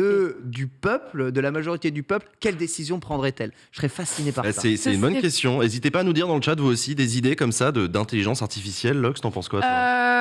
Moi, je le mettrais plutôt dans le milieu de l'éducation ou de la santé, pour le coup. ouais. Je pense aussi beaucoup aux détresses sociales, aux lignes de soutien et tout, qui pourraient justement Elle pourrait faire aller... quoi, les IA, Alors, du coup? pas en mode ligne téléphonique, justement, mais plutôt authentifier justement des comportements où on a Ouais. des craintes et aller voir les personnes qui potentiellement iraient mal. Après, je serais très axée quand même. Pour moi, santé, éducation, ça reste quand même Ouais, les secteurs ouais. principaux et ce sur quoi on ferait bien aujourd'hui de pas mal s'axer. Et je pense que l'IA pourrait être un très bon enseignant parfois. Des Ouais. profs IA. Des profs en IA? Ouais. Non, plutôt du soutien scolaire Du IA. soutien IA, ouais, je vois ce que tu veux dire pour, par exemple, des exercices C'est ça. personnalisés. Par exemple, Pour un ton élève Exactement, c'est aujourd'hui ça. n'arrive pas à avoir justement l'acheminement, la mécanique du L'IA calcul. analyse, L'IA pourrait lui ses lacunes. expliquer avec du texte comment justement. Enfin, ce Il y genre a déjà de des trucs. logiciels qui sont Faire des développés tutos. qui sont vachement bien, mais peut-être pas en intelligence artificielle, mais c'est intéressant, ouais. Yannick, t'en penses Bah, quoi, toi? tout a été dit, déjà l'éducation, ouais, mais sous cette forme-là, de soutien plus que de substitution aux professeurs. Même si peut-être qu'en mettant une IA, il y aura peut-être moins de discrètement de comportement dans certaines classes, je dis ça comme ça. Le médical et la sécurité. En termes de sécurité, ouais. Sécurité IA, Ouais. oh, intéressant. Il y a quelqu'un dans le chat qui dit trouver des remèdes aux maladies et au cancer. Alors la recherche Ah oui, médicale ça, c'est utilise de énorme. plus en plus Ouais, d'algorithmes dans ses Énormément. calculs, notamment besoin de puissance de calcul et tout. Moi j'avais pensé à de la prévision météo. De plus en plus on Oh. utilise de l'intelligence artificielle. Ok. Ça existe déjà, Météo France et d'autres trucs spécialisés, notamment pour les marins-pêcheurs qui mettent leur vie en danger avec la météo marine, Mhm. pour les agriculteurs qui ont besoin de connaître parfaitement les températures, la rosée et tout, Exact. pour plein de raisons. Il y a aussi des modèles de propagation des virus qui ont été beaucoup développés, notamment grâce au Covid, à cause du Covid. Mais les États ont fait beaucoup de progrès sur les modèles de propagation des virus pour protéger des populations et tout. Non, l'intelligence artificielle dont je vais vous parler aujourd'hui, elle vient d'un professeur qui s'appelle Ishanu Chattopadhyay. Voilà, désolé, je le reprononcerai pas.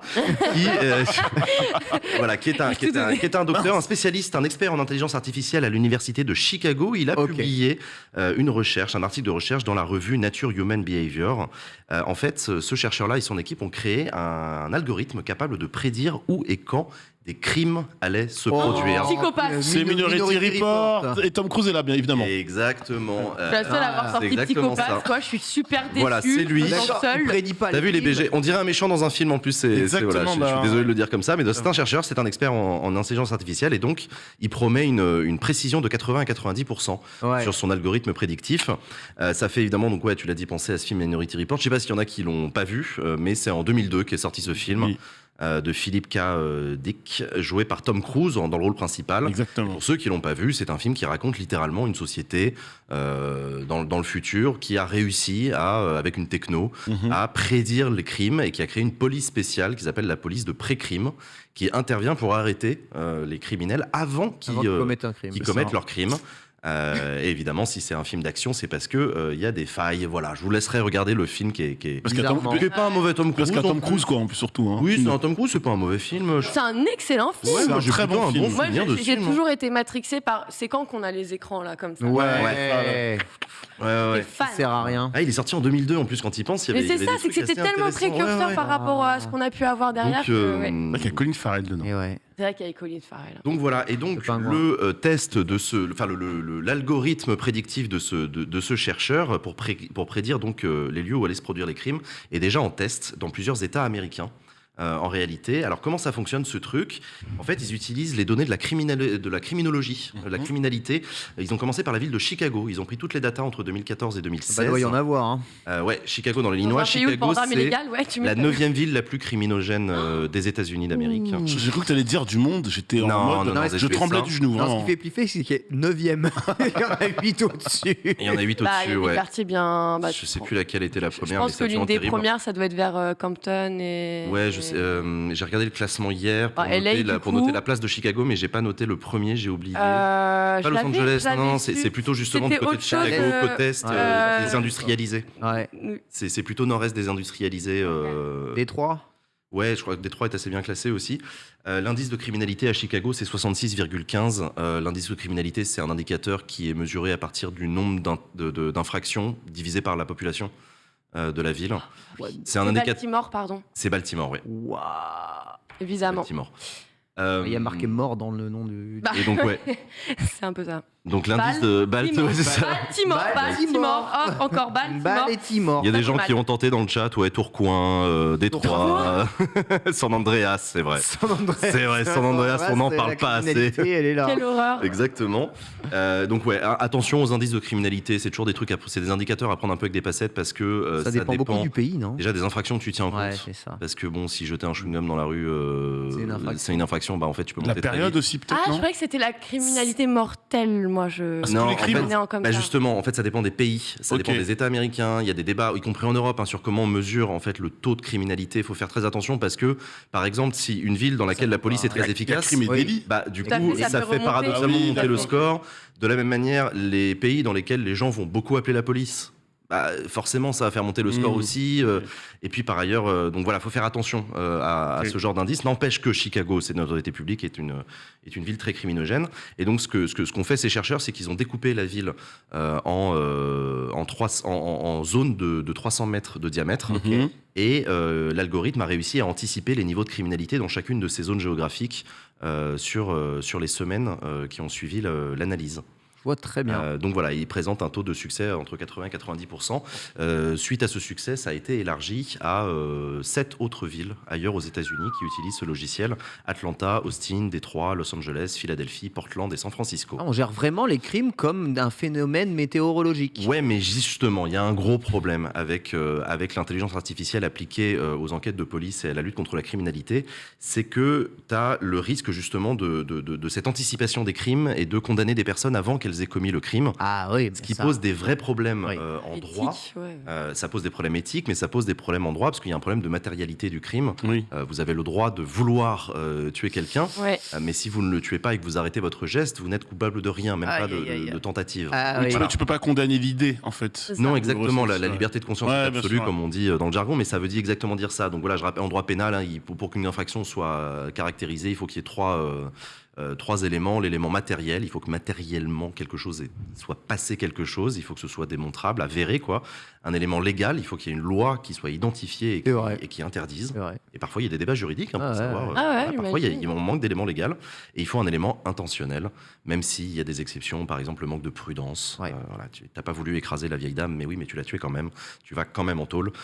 Donc voilà.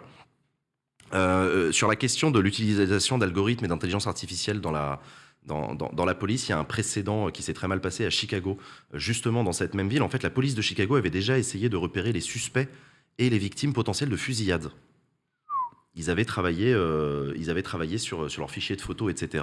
Et en fait, il y avait un gros racisme. Ah, ce que j'allais dire. Dans leur truc. Je mais du coup, est-ce que c'est pas un peu. Voilà. Ils avaient un fichier dans Ouais. lequel ils avaient du coup extrait de la machine un fichier dans lequel il y avait littéralement 50% de la population noire entre 20 ans et 30 ans. Bah, let's go. De Bah, Chicago. Bien sûr. Bah oui, oui, oui. Tout va bien. Les Voilà, IA voilà. seraient-elles racistes? Pareil, Non. donc voilà, pareil au Royaume-Uni où la technologie de reconnaissance faciale qui est utilisée par la police de Londres avec les Ah oui, caméras c'est vrai, de depuis surveillance, très eux longtemps, ils utilisent ça, ouais. Produit George Orwell qui se ils retrouve produisent dans des ce- faux positifs dans 98% des cas. Oh!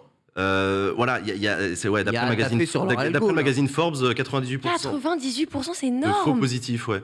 Donc en fait, le truc marche pas en fait. Et le problème, c'est que les agents de police sont incités à l'utiliser. Du coup, ils arrêtent des gens qui n'ont rien fait juste parce qu'ils ressemblaient, parce que le logiciel a détecté leur visage. L'IA et que ça fait du délit de faciès. Exactement. Et donc. Il n'y a pas que les IA, je crois. Non mais voilà, c'est ça.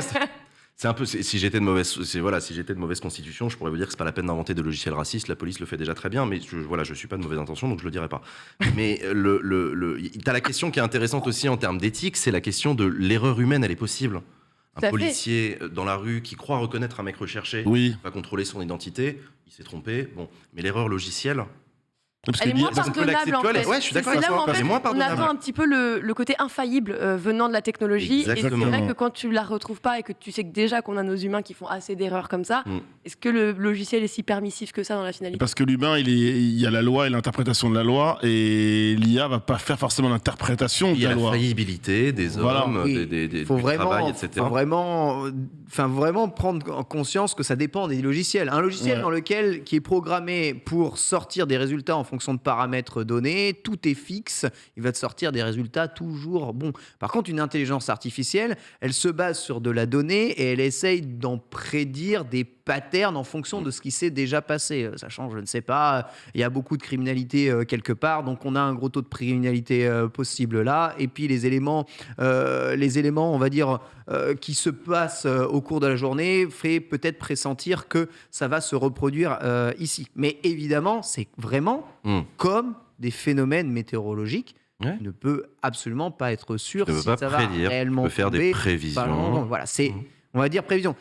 Ça, je trouve quand même que c'est un bon outil pour savoir où utiliser en priorité, on va dire, la masse policière, tu vois, pour essayer de sécuriser les endroits qui risquent d'avoir, on va dire, des crimes qui sont commis. C'est exactement ce que dit le chercheur. Il essaye de rassurer sur ce côté du racisme. Il dit que son logiciel n'est pas fait pour la police, mais pour les politiques de prévention en matière de sécurité dans des zones ciblées précises. C'est exactement ce que tu dis. En gros, l'algorithme prédit qu'un événement a de fortes chances de se dérouler dans cette zone. Voilà, mais il dit pas qui commettra quoi. Donc voilà, il se lave un peu les mains, le chercheur, en disant ça. Je trouve que ça, c'est beaucoup plus safe et beaucoup. Ouais. Même à Paris, je pense que c'est un truc que tu peux faire. Le problème que moi j'ai avec ça, c'est que. En fait, c'est déjà le boulot de la police. C'est-à-dire que. On a le renseignement policier, le renseignement territorial, les préfectures connaissent les zones criminogènes. Moi, j'essaye d'imaginer les policiers de Chicago à qui le chercheur est venu avec une carte de Chicago en lui disant alors voilà. Là, il y avoir des crimes. Et là, c'est les policiers, ils ont dû le regarder sans déconner. T'es nouveau dans la police. Bienvenue, ça fait 100 ans qu'on est là, on connaît un peu le territoire. Mais en fait, je rigole pas vraiment parce que on a un vrai problème de déshumanisation de la matière policière. Le renseignement territorial, ça existe. Les policiers, les enquêteurs, les brigades criminelles connaissent leur territoire. Voilà, ils connaissent, ils ont des indices, ils ont des informateurs, ils ont des infos, ils savent qu'il y a des points de deal, ils savent qu'il y a des criminels qui sont sortis de prison il y a pas longtemps, qui sont allés retourner habiter chez eux, et s'il y a un braquage dans le coin, ils sauront vers où commencer leur enquête peut-être, pour avoir des infos, ne serait-ce que des infos. Et donc ça, en fait, ce fin maillage, il a déjà été délité en France et aussi aux États-Unis, il y a un vrai problème. Est-ce qu'on a besoin d'avoir des logiciels pour remplacer la police ? En tout cas, le caractère humain du truc, ça pose des vraies questions, quoi. Je peux te retourner la question. On sait conduire à partir du moment où on a son permis. Et pourtant, les intelligences artificielles sont capables de conduire à notre place. Et peut-être à l'avenir le faire bien mieux que nous. Faut pas, nous ne pouvons pas avoir l'ensemble de la connaissance d'un territoire. L'humain est beaucoup d'intuition. Mais le logiciel, je suis pas sûr qu'il soit meilleur. Parce que par ailleurs, peut-être aussi un problème. Au début, si tu le mets en place au début, oui. Je vais en venir à un autre problème aussi, imagine qui a dans été 10 soulevé ans par d'autres chercheurs avec ce logiciel, c'est qu'un algorithme, comme vous le savez, est nourri par des datas. C'est ça, exactement. C'est que ça. Quelle data on met dans ce logiciel ? D'ailleurs, il y a des chercheurs qui disent qu'il y a un vrai problème. Les algorithmes utilisent des données sans que les gens soient au courant. Ne croyez pas que les États font gaffe avec nos données. Il n'y a pas que les entreprises qui font n'importe quoi avec nos données. Les États, ça arrive. La France a régulièrement été condamnée parce qu'elle faisait n'importe quoi avec des fichiers de photos, de machins et tout. T'as jamais donné ton accord. Mon France Connect, bon sang. Donc voilà. Suffit. Il y a un vrai problème. Donc il y a un problème d'utilisation de données qui sont illégales. Et donc voilà, les enquêtes de police à la mano, elles sont faites avec des règles très strictes. Les policiers peuvent pas faire n'importe quoi, peuvent pas débarquer chez toi. Alors à l'américaine, s'ils n'ont pas un mandat, typiquement en France c'est une commission rogatoire, c'est différent, mais peu importe.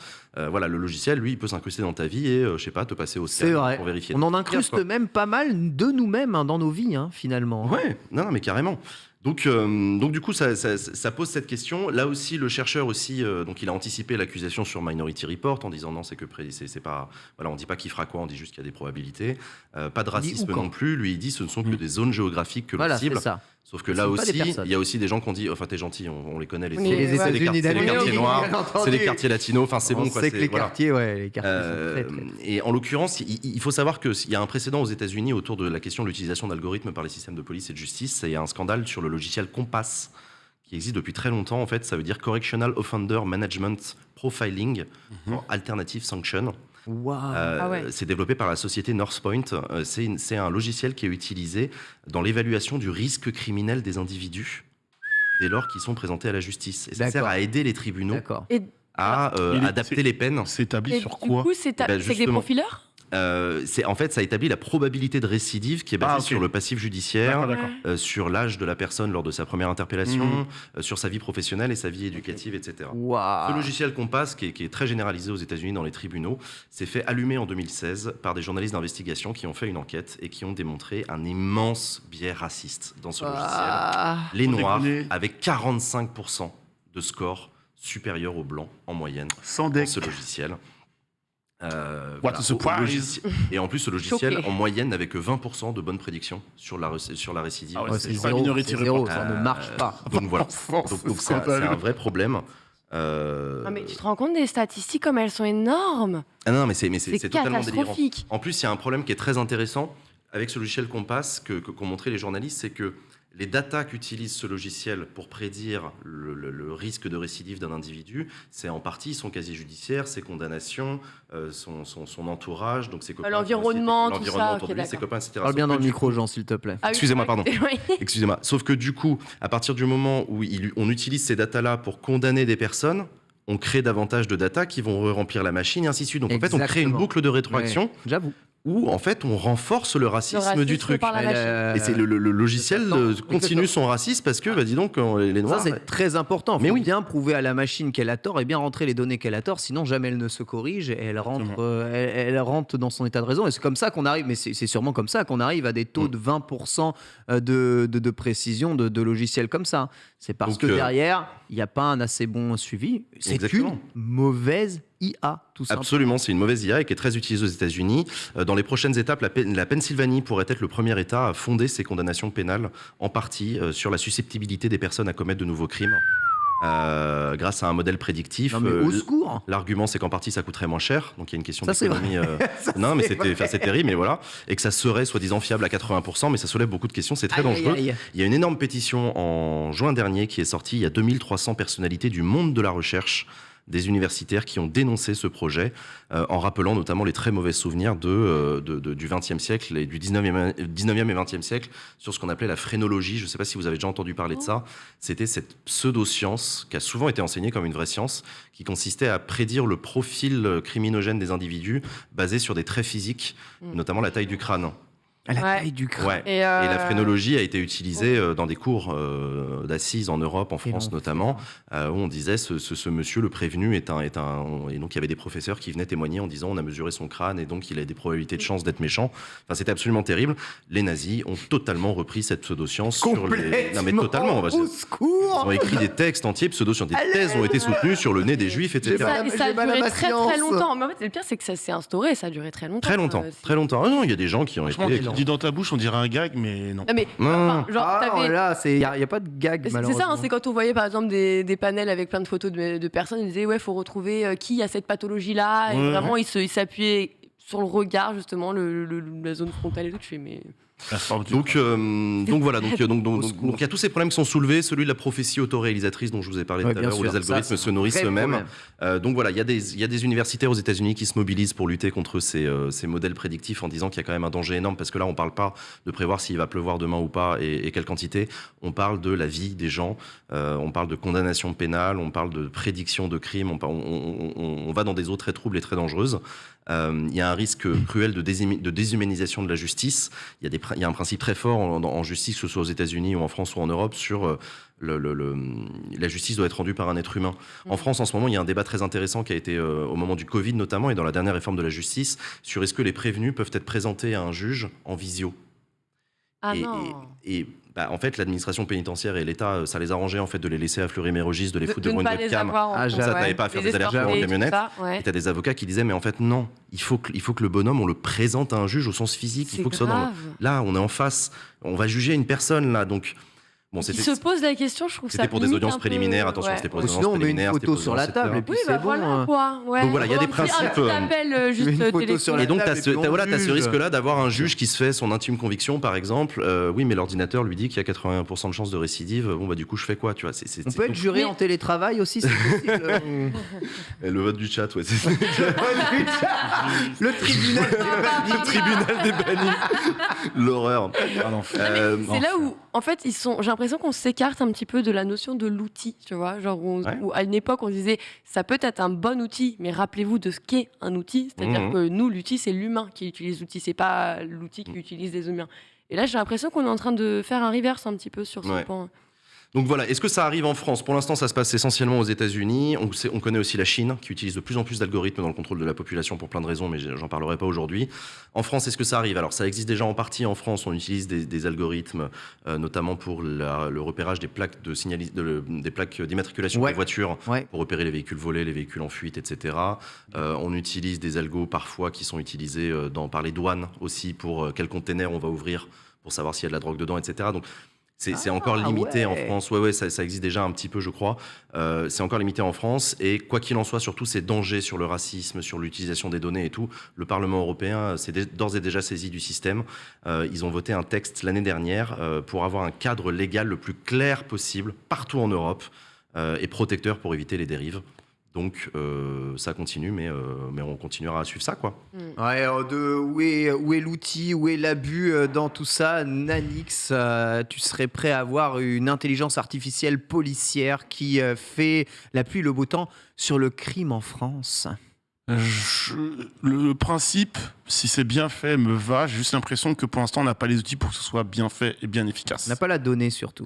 Ouais. Je pense que j'aurais pas confiance en fait. C'est un grand problème de données parce que évidemment, tout ça se base sur les crimes avérés, mais tous les crimes non résolus, tous les profils de crimes non résolus, on les a pas et du coup, ça n'enrichit pas l'intelligence artificielle qui se base que sur très peu finalement de données, trop peu. Une intelligence artificielle policière. Qu'est-ce que t'en penses, toi? Ah non, non. Jamais. Non, pas une intelligence. T'as réfléchi un peu, non, en fait, je voulais bien comprendre le Robocop. truc. La police utilise une intelligence artificielle en outil, oui. D'accord. Mais un policier qui est juste une intelligence artificielle, non. Non, d'accord, très bien. L'humain ici, on le voit ici, notre prototype de police robotique. C'est un suppôt. Hein. L'avenir. Ah, mais c'est pas une poubelle? Mais t'as vu ce qui lui est arrivé à ce truc-là ou pas? Non. Parce que donc ça a été présenté, je crois que c'est au Japon, en Corée, je sais plus, ça a été présenté comme un truc extraordinaire. Regardez, robot policier pour les zones piétonnes et tout. 2 jours plus tard, il y avait un tweet où je le voyais tomber dans une rivière. Et c'est génial, le truc à l'envers, tu sais, dans la flotte. Oh non.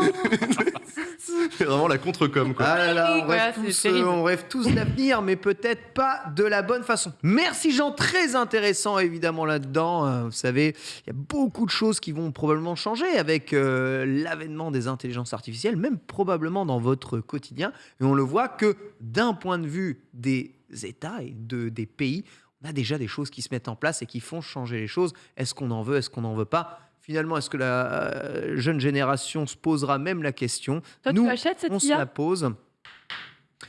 Moi, une IA, ça dépend de la donnée que tu lui donnes. Donc, Moi, je veux bien une IA. Je n'accuse pas l'IA, j'accuse la récupération des données pour la programmer. Une IA pour modérer les chaînes Twitch. Ah, C'est l'IA qui dit, alors toi, tu commences à être un peu relou. On l'a repéré celui-là. Moi, Moubot. moi, j'ai. Hein. Ah ouais. Super Moubot. Ah super. Moi, elle s'appelle Kikette. Moi, j'attends juste Ça que fait les IA pouf, pouf. me remplacent en tant que présentateur de Starter. J'ai vraiment très hâte. On va passer à l'archive du jour. Eh bien, il s'agit de Friends qui fête son anniversaire. C'est parti.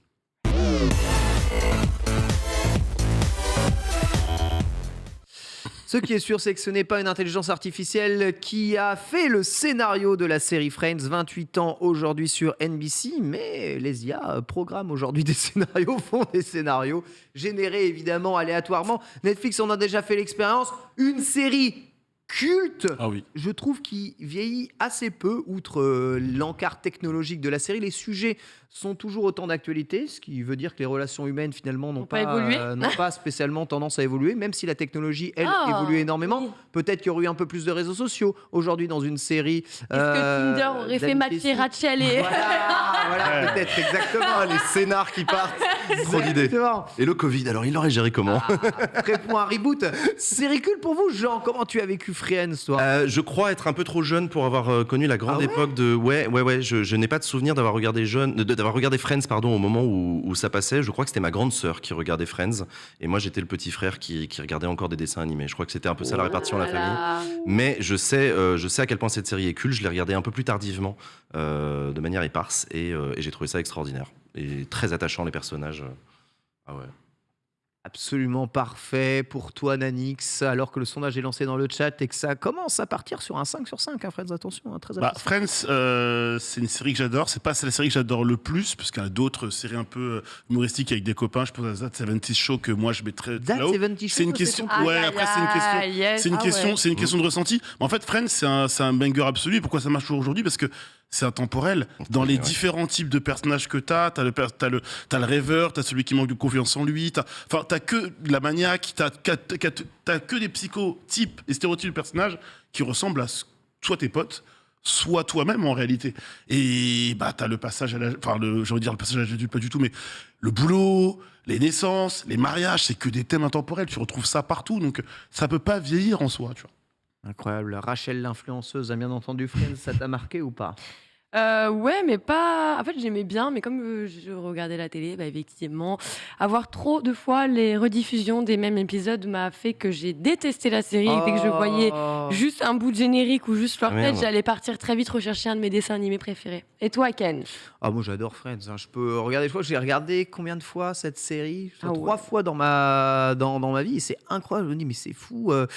C'est beaucoup d'épisodes ne vieillissent pas, et ça me fait toujours rire. Toujours drôle, hein. Donc après, étant donné que je suis quelqu'un qui vient des années 90, on va dire que j'ai l'ancrage culturel d'époque, un appel nostalgique aussi. Je sais pas si ça fonctionnerait pour tous ceux qui pensent que Naruto c'est mieux que Lord of the Rings, mais à voir, en tout cas, à tester auprès de ce public. Dit-il avec sa touillette en En main. tout cas, 35% des gens mettent 5 sur 5 à Friends. Le 21 novembre 2022, il y a The Friends Experience. Du coup, on peut revivre un petit peu l'ambiance de Friends avec le canapé, la fontaine, etc. Voilà. Genre, on en parlera peut-être un peu plus tard, enfin, au moment où ça arrivera, dans Starter. À ce moment-là. L'occasion évidemment d'en discuter. Merci à toutes et à tous de nous avoir suivis. Je vous rappelle que vous pouvez retrouver cette émission ce soir en rediffusion sur la chaîne, ainsi qu'en VOD sur la chaîne, le stream replay, ainsi qu'en podcast. On est partout. Merci beaucoup Jean d'être Merci venu à dans vous, cette c'était émission. trop bien. Merci beaucoup Nanix, Constantine, merci Lox. Merci à toi, Ken. Tout de suite, c'est Split Screen. On se retrouve un peu plus tard demain pour un autre épisode de Starter. Bisous à tous.